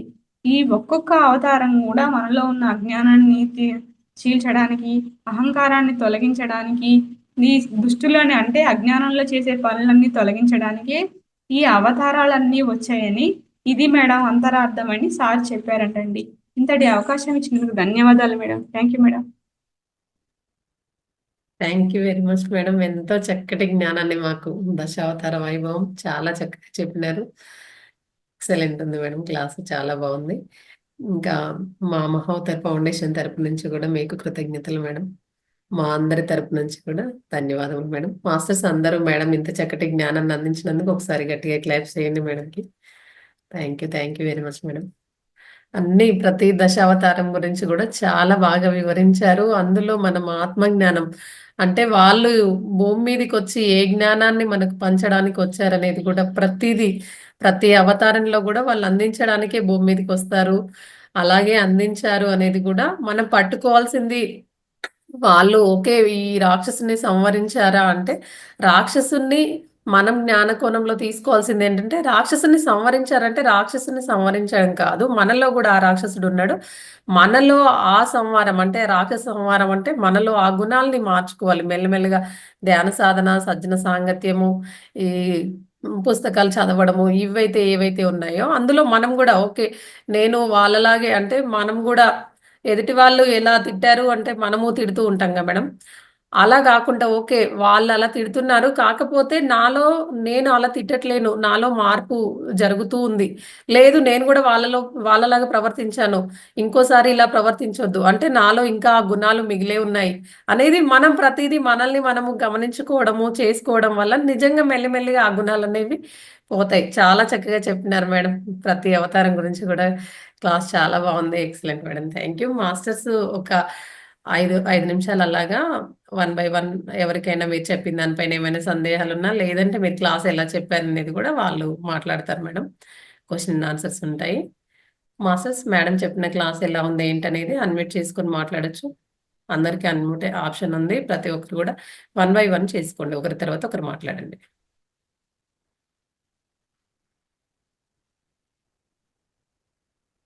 మేడం మీరు కూడా అంటే మీ 2 ఇయర్సే అవుతుంది. ఇంకోటి ఏంటంటే క్లాస్ కూడా అసలు ఎంతో ఎక్స్పీరియన్స్ ఉన్న మాస్టర్ లాగా ఎంతో బాగా చెప్పారు మేడం నిజంగా. అంటే అదంతా కూడా నేను తటవర్తి వీరరాఘవరావు సార్వి బుక్స్ చదువుతాను, క్లాసెస్ కూడా చెప్తూ ఉంటాను. కాకపోతే మేము ఇంకా భీమవరం దాకా రాలేదు. ఇంకోటి ఏంటి కర్తాలు కూడా మన ఈ సార్ ఉన్నారుగా మేడం, శ్రీకాంత్ సారు. ఇంకా మేడం ఉంటారు మా ఫ్రెండ్, తనని నన్ను రమ్మంటూ ఉంటారు కానీ ఇంకా మేము అక్కడి వరకు రాలేదు. ఇక్కడికి అదే రాలేకపోయినా కట్టల్లో కూడా 3 రోజులు జరుగుతున్నాయి మేడం. అవును మేడం. 16, 17, మీకు 18 అంటారు సార్. మీకు అవైలబుల్‌గా అంటే డిస్టెన్స్ తక్కువగా ఉంటే అక్కడికైనా వెళ్ళవచ్చు.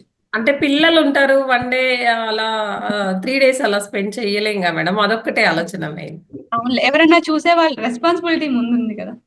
అవును అంటే మేడం. వాళ్ళు వాళ్ళ పని వాళ్ళు చేసుకునే దాకైనా కొంచెం ఎదిగేదాకా చూసుకోవాల్సిందే అంటారు. అమ్మ అయితే అక్కడికి వస్తే గనక మేడం చాలా బాగుంటుంది. మీకు 3 డేస్ లో మీరు ఎక్స్పీరియన్స్ చేస్తారు అని చెప్తారు కానీ ఇంకా అవ్వలేదు. బుక్స్ అయితే తీసుకుంటాం సార్ దగ్గర నుంచి, అన్ని కూడా తీసుకోవడము. సాధన ఎక్కువగా ఉంటుంది మేడం. అంటే సాధన 20 అవర్స్ ఉంటుంది కాబట్టి first day, second day, third day అంటే మనం 3కి లేచిన 2:30కి లేచి 3కి కూర్చుంటాము.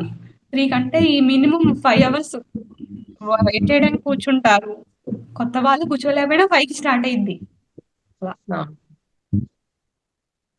మీరు కూడా మీ హెల్త్ ఇష్యూస్ కూడా నార్మల్ చేసుకొని చాలా అంటే చాలా బాగుంది మేడం. మీ ఎక్స్పీరియన్స్ అంతా కూడా ధ్యానంలోకి రావడము అంటే మిమ్మల్ని మీరు ఫస్ట్ ఆఫ్ ఆల్ కాపాడుకున్నారు. హ్మ్. అన్నింటికంటే ముఖ్యం మనం ఉంటేనేగా మేడం ఏ సాధనైనా ఇంకేమైనా చేయగలిగేది కూడా. అప్పుడే జన్మ సార్థకం అవుతుంది. Thank you madam. పారిజాత మేడం అన్మ్యూట్ చేసుకున్నారు, మాట్లాడండి మేడం. నమస్తే మేడం. నమస్తే మేడం. చాలా బాగుంది క్లాస్. అవన్నీ మనకు అవతారాలలో ఏంటంటే ఎంతసేపు మనకు నెగిటివ్ గా క్రియేట్ చేసి చూపించేవాళ్ళు కదా.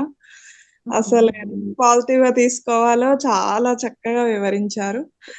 అసలు వింటూ ఉంటే అట్లాగే వినాలనిపిస్తుంది. అప్పుడే అయిపోయిందా, అప్పుడే ఒక్కొక్క అవతారము అప్పుడే అయిపోయిందా అనిపిస్తుంది.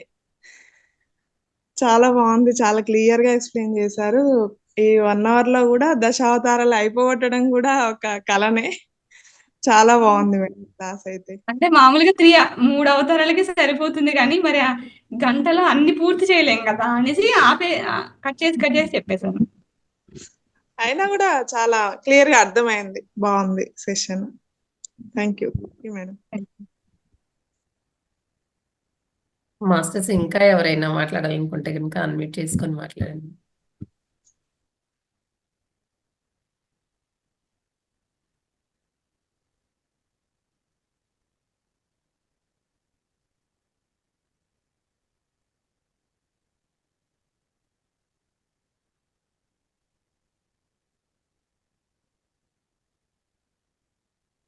ఎవరికి ఎటువంటి సందేహాలు ఏం లేవా? మేడం చెప్పిన క్లాస్ మీకేం అంటే మీరు దాంట్లో జ్ఞానకోణంలో ఏం తీసుకున్నారు ఏంటి అనేది కూడా చెప్పండి. స్టోరీ లాగా తీసుకున్నారా, లేదు జ్ఞానకోణంలో ఏం తీసుకున్నారా అనేది కూడా మాట్లాడొచ్చు.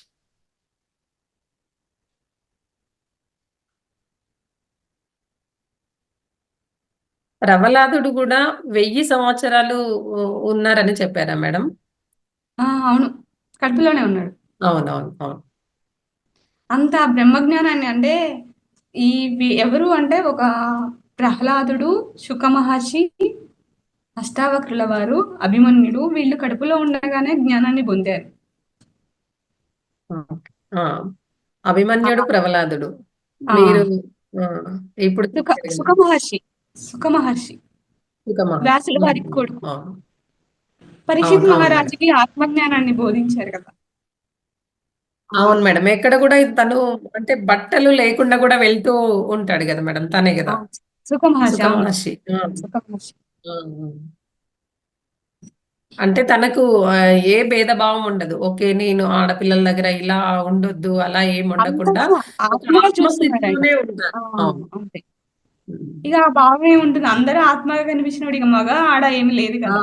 అవును మేడం. ఆత్మస్థితిలోనే ఉంటారు కాబట్టి అలా వెళ్ళిపోతూనే ఉంటారు. ఎక్కడ కూడా ఒక్క జాము అంటే ఒక్క గంట కంటే మించి ఉండరు అనుకుంటా. ఒక రోజు కంటే పాలు ఒక పితికే గంట అంత సమయమా, 5 నిమిషాలు 10 నిమిషాలు పాలు అంతే. పితికి. అవును మేడం. పితికే అంత సమయమే ఉంటాడు. గుర్తుంది. అంటే మళ్ళీ నేను బంధంలో ఇరుక్కుపోతానేమోనని. అవును. కల్కి అవతారం కూడా అంటే ఎక్కడి నుంచి ఎలా అనేది ఉంది అని తెలుసు కానీ ఇంత క్లియర్ గా దాని గురించి కూడా తెలియదు మేడం నిజంగానే. అంటే శంబాలనే చెప్పారు కదా మేడం. శంబాలలోనే పుడతారు ఇలా అని కూడా చెప్పారు.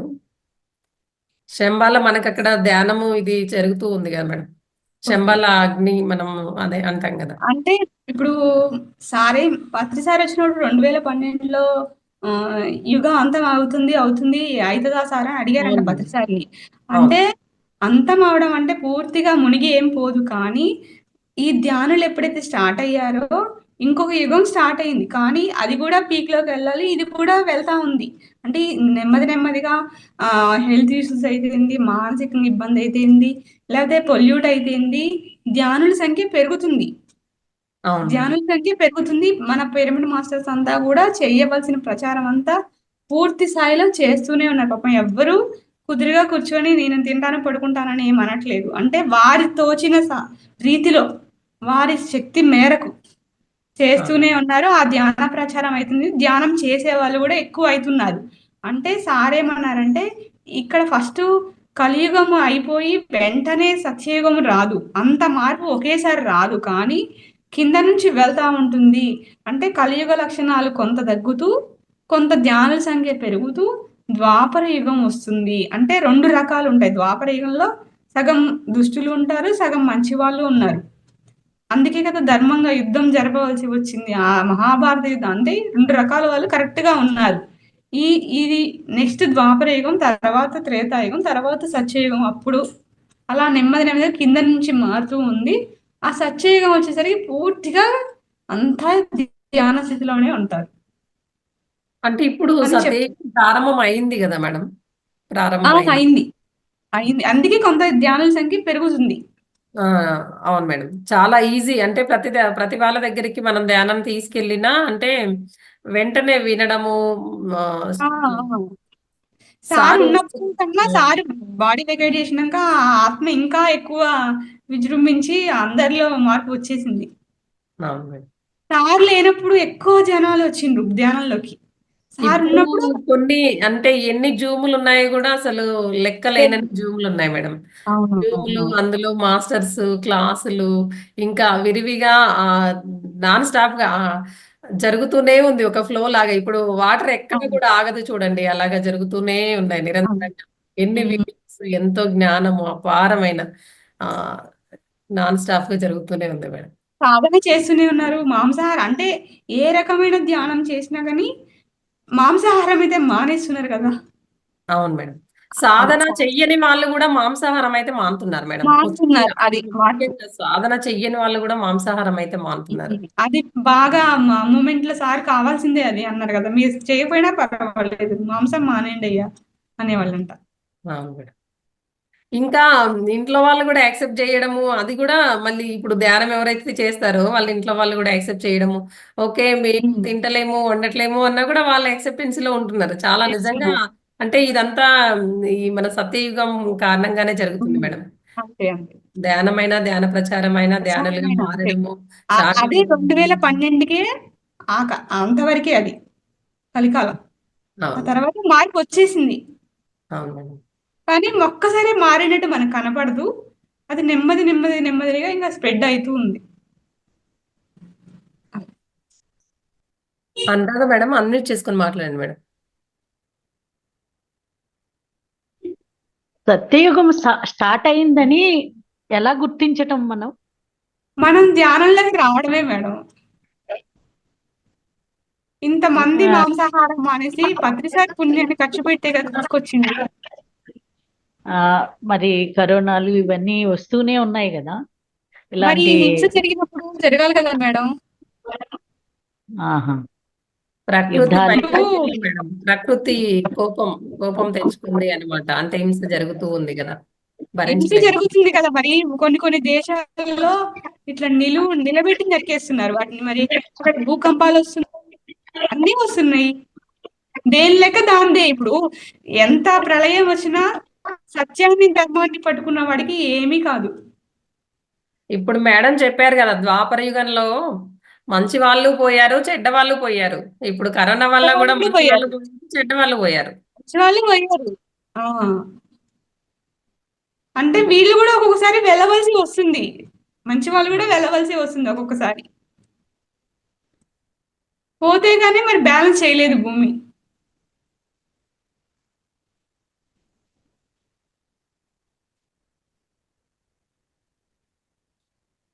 మేడం మీది రీసౌండ్ వస్తుందని మ్యూట్ చేశాను. అన్మ్యూట్ చేసుకోండి. అనరాదు మేడం. సత్యయుగంలో ఉన్నామని హ్యాపీగా ఉండొచ్చు. మనం ధర్మంగా, మనం నిజంగా మనం ఎవరికి ఇబ్బంది పెట్టకుండా ఉంటే, మన మాట ద్వారా గాని మన చేతల ద్వారా గాని మన పని, మన ధర్మాన్ని మనం నిర్వర్తిస్తే మనం ఎక్కడున్నా కాపాడబడతాం. అంతే. Okay, thank you. మంచి జ్ఞానాన్ని ఇచ్చారు. చిన్న ఏజ్ అయినా మంచిగా సబ్జెక్ట్ ని కూడా బాగా చెప్పారు. దశావతారాల గురించి చాలా బాగుంది క్లాస్. సత్యయుగంలో ఉన్నామనేదే నాకు చాలా హ్యాపీనెస్ ఇచ్చింది. ఇంకా మనం ఇంకా ధ్యాన సాధన పెరిగిద్ది, మనం కూడా ఆ స్థాయికి ఎక్కుతాం. Okay, thank you. Janaki madam unmute చేసుకున్నారు, మాట్లాడండి మేడం. మేడం వినిపిస్తుందండి వాయిస్? వినిపిస్తుంది మేడం, మాట్లాడండి. మేడం, ఇప్పుడు ఒక మనిషి జన్మ ఎత్తాలంటే ఎన్ని లక్షల జన్మలు తీసుకోవాలండి? ఏదో కౌంట్ చెప్పారు కదా. మేడం, ఒక జన్మ రావడానికి మనం శరీరం వదిలేసి మళ్ళీ మానవుడిగా తీసుకోవడానికి కనీసము 5 లక్షల సంవత్సరాలు పడుతుంది. 5,000 5 సంవత్సరాలు, లక్షల 5 లక్షలు అంటే సంవత్సరాలు. పడుతుంది. ఏంటంటే ఇప్పుడు పత్రి గారు ఉన్నారు కదా బుద్ధుడి దగ్గర, అంటే ఇక్కడ మనకి సంవత్సరం వాళ్ళకి ఒక్క డే, ఉమ్, ఆ లెక్కన వేసుకోవాలి. అంటే ఇక్కడ ఉమ్, ఒక్క మనకి సంవత్సరం వాళ్ళకి తద్దినాలుగు పెడతాం కదా, ఆ 1 డే వాళ్ళకి ఆ ఒక్క పూట పెట్టింది మనకి సంవత్సరం అంతా తినిన దాంతో లెక్క. అంటే అక్కడ మరి బ్రహ్మగారికి ఒక పగలు కల్పాంతం అయ్యేసరికి ఒక పగలే అవుతుంది. ఉమ్, మరి ఇంకొక రాత్రి అయ్యేసరికి 7 రోజుల్లో ఈ రాత్రి అయిపోతుంది, ప్రళయం వచ్చేసింది, మళ్ళీ ఇంకొక యుగం వస్తుంది. అంటే ఇప్పుడు బుద్ధుడి దగ్గర ఆనందుడిగా ఉన్న పత్రి గారు రెండోసారి బెంజమిన్ ఫ్రాంక్లిన్ గా వచ్చారు. మరి తర్వాత ఒరిస్సాలో 200 సంవత్సరాలు ధ్యానం చేశారు మూడవసారి. 4వసారి హైదరాబాద్ లో సూఫీ మాస్టర్ గా హజరత్ ఇనాయత్ ఖాన్ గా వచ్చారు. ఇప్పుడు పత్రిసార్లా వచ్చారు. అంటే ఎప్పుడు బుద్ధుడు ఉన్నాడు, ఇప్పుడు పత్రిసార్, అంటే ఇన్ని వేల సంవత్సరాలు గడిచాయని మనం అనుకుంటున్నాము. మరి ఆయన ఎన్ని జన్మలు తీసుకున్నాడు మొత్తం? ఉమ్. అంటే మానవ జన్మ రావడమే దుర్లభము, వచ్చిన జన్మని వినియోగించుకోండి. మీరు వెంటనే ఇలా పోయి ఇలా టికెట్ తీసుకొని కొనుక్కొచ్చుకున్నంత ఈజీగా ఉండదు జన్మ. ఎంతో మంది వెయిట్ చేస్తున్నారు ఈ జన్మ తీసుకోవడానికి. మళ్ళీ అనువైన తల్లిదండ్రుల కడుపులో పుట్టడానికి కూడా ఎంతో వెయిట్ చేయాల్సి వస్తుందంట. ఇప్పుడు పిల్లలు కనే వాళ్ళ సంఖ్య తగ్గిపోయింది, ముసలి వాళ్ళ సంఖ్య పెరిగిపోయింది, డిసీజెస్ ఉన్న వాళ్ళ సంఖ్య ఎక్కువైపోయింది. సర్టెన్ ఏజ్ లో, కొంత ఏజ్ లో మాత్రమే ఒక ఇన్ని లక్షల 80 అంటే 8 కోట్ల జనాభా ఉన్న 50% కూడా తల్లి అవ్వడానికి ఛాన్స్ కొద్ది మందికే ఉంది. ఉమ్. మరి ఇంతమంది ఆత్మలు వెయిట్ చేస్తున్నాయి భూమి మీదకి రావడానికి, నేను ఉద్ధరించుకుంటానని. ఉమ్. అంటే ఒక జన్మ రావడానికి ఎంత వెయిట్ చేయాలి అంటే, వచ్చిన జన్మని వేస్ట్ చేసుకోకండిరా, ఈ జన్మలో చేతనైన కాడికి సాధన చేయండి, జ్ఞానాన్ని పొందండి అని చెప్తున్నారు సార్లు మాకు. ఇప్పుడు బుద్ధుడు అవతారమే మన పత్రిజీ గారు అంటారా? బుద్ధుడి దగ్గర ఆనందుడిగా ఉన్నది, ఆ, ఓకే. ఆనందుడి అవతారమే పత్రి సార్. ఉమ్. ఇప్పుడు ధ్యానం చేయడం వల్ల ఇంకా మరలా జన్మ రాదు అంటారా మేడం? పూర్ణ జ్ఞానం పొందే వరకు జన్మ తీసుకుంటూనే ఉండాలి. పూర్ణ జ్ఞానం పొందే వరకు పూర్ణ జ్ఞానం అంటే ఏంటి? నేను ఆత్మని, నేనే అంతటా ఉన్నాను, అంతా నేనే. నీకెవరిలో ఇప్పుడు ప్రహ్లాదుడికి అంతటా నారాయణుడు కనిపించినట్టు నిన్ను నువ్వే చూసుకుంటావు. ఇంకా వేరే వ్యక్తి గాని, వేరే క్రిమి గాని, వేరే జీవి గాని నీకు ఎవ్వరూ కనపడరు, నువ్వే, అంతా నువ్వే. ఆ జ్ఞానం నీకు అందినప్పుడు నీకు రాగద్వేషాలు లేవు, అహంకారాలు మమకారాలు లేవు, ఈర్ష్య అసూయలు లేవు. ఇంకా నువ్వే అన్నావు, నువ్వెవరిని హింసిస్తావు, ఎవరిని తిడతావు, ఎవరిని మమకారం చూపిస్తావు, అన్ని నువ్వే అన్నప్పుడు నీకు ఆ జ్ఞానం వచ్చినట్టే. అంతా ఒకే అంటే stage లో, అంతా ఒక్కటే, అంతా నేనే అంతా. ఆ స్థితిలో నువ్వు జ్ఞాన స్థాయిలో నిలబడినప్పుడు నీకు ఇంక జన్మ లేదు. అంటే ఆ జ్ఞానం రావడానికి మనము ఈ సాధన చేస్తున్నాము.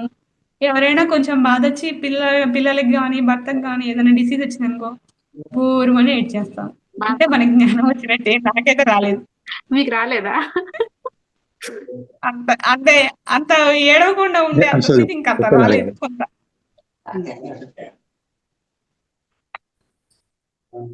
నెమ్మది నెమ్మది నేర్చుకుంటున్నా, ట్రై చేస్తున్నా. అంటే ఓకే, ఎవరైనా అన్నగానే బాధ అప్పుడు బాగా వచ్చేది, ఇప్పుడు కొద్దిగా తగ్గింది. అంటే రోజు ఇంకా గురువు ఈ జ్ఞానాన్ని ఇస్తున్నారు కాబట్టి మీరు ఆత్మలు, వాళ్ళ ప్రణాళికతో వాళ్ళకి ఉంటుంది. వారి స్థాయిలో ఉన్నది రైటే, మీరు ఈ స్థాయిలో ఉన్నది మీరు రైటే. మీకు వాళ్ళకి 100-150 జన్మలు తేడా ఉంది. వాళ్ళు అంతే ఉంటారు. మార్చుకోవాల్సింది నువ్వే, నీ ప్రవర్తనే, నీ గుణాలే అని రోజు చెప్తుంటే ఇంకా మరి వాళ్ళని ఎందుకంటాం మనం? అనలేం కదా. అలా మేడం ఒక ఫుడ్ ఐటమ్ తిన్నాం, అది చేదుది తిన్నాము, స్వీట్ది తిన్నాం, కానీ చేదుది నచ్చట్లేదు, స్వీట్ది మాత్రమే నచ్చింది అనేది కూడా లేకుండా ప్రతిదీ, అంటే మనిషిలో ఇప్పుడు మన పిల్లల్నే ప్రేమించుకుంటూ పక్క వాళ్ళ పిల్లల్ని తిట్టుకుంటూ లేదు వాళ్ళని అసలే చూడకుండా ఒక మనుషుల్లాగా అలా కాకుండా అందరినీ అందరినీ సమానత్వ భావన ప్రతి మనిషిని మన అమ్మ నాన్న ఎలాగో బయట వాళ్ళ అమ్మ నాన్న అలాగే అంటే మొత్తం ఏకత్వము. మేడం చెప్పారు కదా ప్రతి ఒక్కరిలో నేనున్నాను. ఇప్పుడు ఆ మేడం కూడా క్లాస్ చెప్పింది. ఆమె బాగా చెప్పింది, ఈమె బాగా చెప్పలేదు కాదు. ఆమెలో నేనే అంతే ఉన్నాను, ఈమెలో నేనే ఉన్నాను, నాలో నేనే ఉన్నాను, అంతా నేనే ఉన్నాను అంతా నేనే. అనేది తెలుసుకోవడము. అది ఆ జ్ఞానం నువ్వు నిలబడినప్పుడు జన్మ లేదు.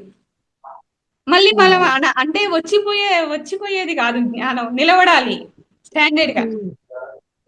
అదే అదే ఇప్పుడు పత్రి చాలా గారు మందికి ఎలా జనాభా పోతున్నారు కూడా మేడం? చాలా కోటాను కోట్లు పెరిగిపోతున్నారు కదా మేడం. అసలు జనాభా అనే అయ్యో వాళ్ళు అసలు పెరిగిపోతున్నారు అసలు. కాదు మేడం, ఈ భూమి ఒకటే అనుకుంటున్నారా?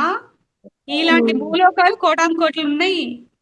పెరిగిపోవడానికి భూమి భూమి 3 వంతులు నీరుంది, ఒక్క వంతే భూమి మనకు కనిపిస్తుంది. ఎన్ని కోటాను కోట్ల లోకాలు ఉన్నాయి, ఎంత జ్ఞానం ఉంది. మనకి కనిపించేది చిన్నది నలుసు మాత్రమే ఈ భూమి. అది ఓకే అండి, థ్యాంక్ యూ. ఇదంతా మాకు గురువు గారు ఇచ్చే జ్ఞానం, నాకేం తెలీదు.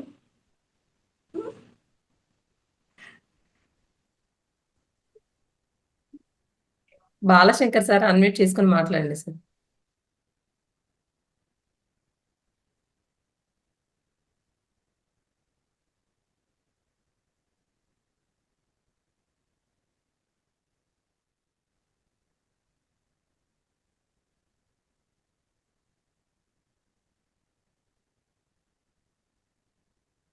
బాలశంకర్ సార్ అన్మ్యూట్ చేసుకున్నారా? ఇంతకు ముందు మాట్లాడతారా?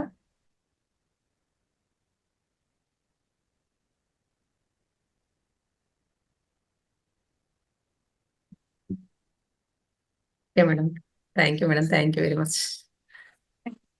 క్వశ్చన్ ఆన్సర్స్ కూడా అన్మ్యూట్ హలో చేసుకున్నారు. మేడం మాట్లాడండి.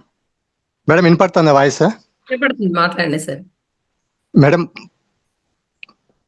మేడం హలో దీపా మేడం చెప్పండి సార్. మాట్లాడండి. నమస్తే సార్. నమస్తే మేడం. మేడం పత్రిజీ గారే ఇన్ని జన్మలు ఎత్తినప్పుడు సాటి మానవులైన మనము ఎన్ని జన్మలు ఎత్తాలా మేడం? మరి అది అంతే, తప్పదు ఇక. తప్పదా మేడం? అంటే మనం చేసే సాధన కృషి వల్ల కూడా ఉండవచ్చు కదా. ఆ, అంటే అంటే అంత కాదు మేడం, గురూజీ అంత వరకు మనము పోలేమా? పోవచ్చా? పోవచ్చు. ఒక మనిషికి సాధ్యం ఉంది, మనకెందుకు సాధ్యం కాదు? సాధ్యం. ఎవరికైనా సాధ్యం అవుతుంది. అంటే ఇప్పుడు రాముడిగా మానవ అవతారం స్వీకరించి రాక్షస సంహారం జరపలేదా? మరి రాముడు అంటే మానవుడికి వాళ్ళంతా కాదు మేడం, వాళ్ళంతా మహానుభులు కదా మేడం. వాళ్ళంతా అవతారం దీనికోసమే వచ్చిన జన్మ తీసుకొని వచ్చినటువంటి దేవతలు కదా మేడం. అందుకే అట్లా అంటారనే కదా, మానవుడిగానే పుట్టాడు, మానవుడిగానే విద్య నేర్చుకున్నాడు, మానవుడిగానే సాధన చేశాడు, మానవుడిగానే ఏడ్చాడు, మానవుడిగానే మరి వానరుల సహాయం తీసుకున్నాడు. మరి ఆయన ఏమి కృష్ణుడిలాగా అప్పుడప్పుడు అవన్నీ లీలలేం చూపించలే. రామావతారంలో మానవుడు ఎలా అయితే చేశాడో అంతా మానవుడి లాగానే లీడ్ చేశాడు దాన్ని. ఒక మానవుడు, అందుకే మానవుడే రాముడు అంటే మానవుడి లాగానే చూడాలి కానీ దేవుడిలాగా చూడకూడదు. సరే సరే, బాగా చెప్పారు. మరి దశావతారాల గురించి బాగా చాలా క్లియర్ గా చెప్పాను. ఉడికి మామ తెలుసుకున్నాం కానీ ఇంత డీప్ గా ఉంటుంది అనుకోలేదు. ప్రతిదీ బాగా చెప్పాను. Thanks madam. ఎంత సాధన చేశామన్నది కాదు సార్, ముందు మనము ఆహార నియమాలు ఎంత కఠినంగా పాటిస్తున్నామన్నది ఒక్కసారి చూసుకోవాలి. అంటే సాధన చేస్తున్నాము, పెళ్లికో ఫంక్షన్కో వెళ్ళి అక్కడ నాన్ వెజిటేరియన్ గిన్నెలు అనేవి అందరికీ పెట్టి వాళ్ళు అందరికీ ఇస్తుంటారు. కానీ ఇక్కడ సారి వాళ్ళు ఏం చెప్తారంటే, మీరు ఎంత జ్ఞానం నేర్చుకున్నా, ఎంత సాధన చేసినా ఫుడ్ విషయంలో చాలా జాగ్రత్తగా ఉండండి. సంపాదించిన శక్తిని పారబోసుకున్న అవుతుంది, పోయినట్టు కూడా తెలియదు మనకి. అంటే బంధువులని, పెళ్లిళ్ళని, ఫంక్షన్లని ఇప్పుడు ఒక పూట తింటే ఏంటి అంటే పోతుంది లెక్క. అది మనము చూసుకోవాలి, మనమే గమనించుకొని మరి అన్ని అంత కఠినంగా పాటిస్తేనే సార్ వాళ్ళు ఈ స్థాయికి ఎదిగారు. చివరికి సొంత కొడుకు వాళ్ళలో కూడా వాళ్ళు బయట క్యాటరింగ్ ఇస్తే తినరు, ఇంట్లో తయారు చేసిన ఫుడ్డే తీసుకుంటారు. సరే. అది సార్. అంటే అంతే మనం కూడా బయటికి చెప్పుతాం. పోయినప్పుడు కాదు మేడం, బయటికి పోయినప్పుడు ఇంకా ఫుడ్ తీసుకోపోతే ఎట్లా మేడం? మనకు ఇప్పుడు ఏదైనా ఊర్లోకి పోతాము, ఇంకా అప్పుడు మనం ఇంటి ఫుడ్డే కావాలంటే అది ఎలా అవుతుంది? ఇంకా అందుకే తప్పనిసరిగా హోటల్ ఫ్రూట్స్ ఫుడ్. కానీ ఫ్రూట్స్ కానీ వెజిటేరియన్ హోటల్లో కూడా పూర్తిగా వాళ్ళు మనం అడిగి దాంట్లో కూడా మనం చూసుకొని కొంత కొంత ఇక బాగా తప్పదు అనుకుంటే 2-3 సార్లు బాగా ఆలోచించుకొని చూసుకొని తినాలి. ఇక ఎక్కువ ఫ్రూట్స్ బిస్కెట్స్ ప్రిఫర్ చేయాలి. ప్రిఫర్ చేయాలి. Okay madam. బాగా ఇక ఒక రోజు ఉండవలసి వస్తే ఇక తినలేకపోతే ఏమవుతుందో అనుకుంటే అలా మంచి హోటల్ వెజిటేరియన్ హోటల్ చూసుకోవాలి. వెజిటేరియన్. అది కూడా వెల్లుల్లి లేని వేస్తారా వేయరా అని అడగొచ్చు. అవులే మేడం, వెల్లుల్లి లేకుండా. వెల్లుల్లి లేని ఆహారం అలా. సరే మేడం, థ్యాంక్ యూ. బాగా మేడం చెప్పారు మేడం. మనం కూడా దేవుళ్ళే అంటారు కదా. ఇప్పుడు దేవుడికి ప్రసాదం గిన్నెని సపరేట్ పెట్టి మనము ప్రసాదం చేస్తాం, అంతేగాని నాన్ వెజ్ వండిన గిన్నెలోనే చేసి దేవుడికి కూడా ప్రసాదం పెట్టం చూడండి. అవును. అలాగా మనం కూడా దేవుళ్ళమే కాబట్టి అందుకే పాత్ర శుద్ధి ఉండాలంటది అమ్మ. అవును అవును మేడం, అదే ఇంద్రేన్ డబ్బా గురించి చెప్తూ ఉంటారు. అది కడిగినా మళ్ళీ వాసన వస్తుంటది కదా. ఇంగువ డబ్బా ఒకటి, ఇంద్రేన్ డబ్బా ఒకటి, అదే ఎగ్జాంపుల్ గా చెప్తూ ఉంటారు.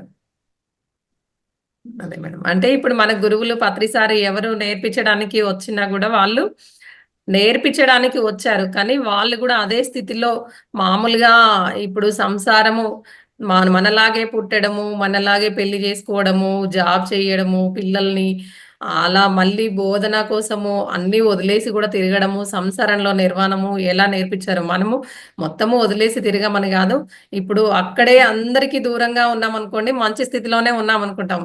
అదే ఎవరో ఇప్పుడు మనం తిట్టే వాళ్ళు ఉన్నప్పుడు అక్కడ మన స్థితిని మనం టెస్ట్ చేసుకోవచ్చు. కాబట్టి అదే సంసారంలో నిర్వాణం వాళ్ళు ఇప్పుడు అలసిపోం కదా మేడం, మళ్ళీ మళ్ళీ జన్మలు తీసుకున్నా అంటే ఈ జన్మలో నేర్చుకోవడానికి మిగిలి ఉంది ఏదైతే ఉందో మళ్ళీ జన్మలో నేర్చుకుంటాం అంతే. కంటిన్యూ అవుతుంది అంతే. అదే దీంట్లో కూడా మనకు పత్రి సార్ చెప్తారు కదా, పునరపి జన్మం పునరపి మరణం భజగోవిందంలో. అలా చాలా చక్కటి జ్ఞానాన్ని అందించారు మేడం మీరు. Thank you very much madam. Masters.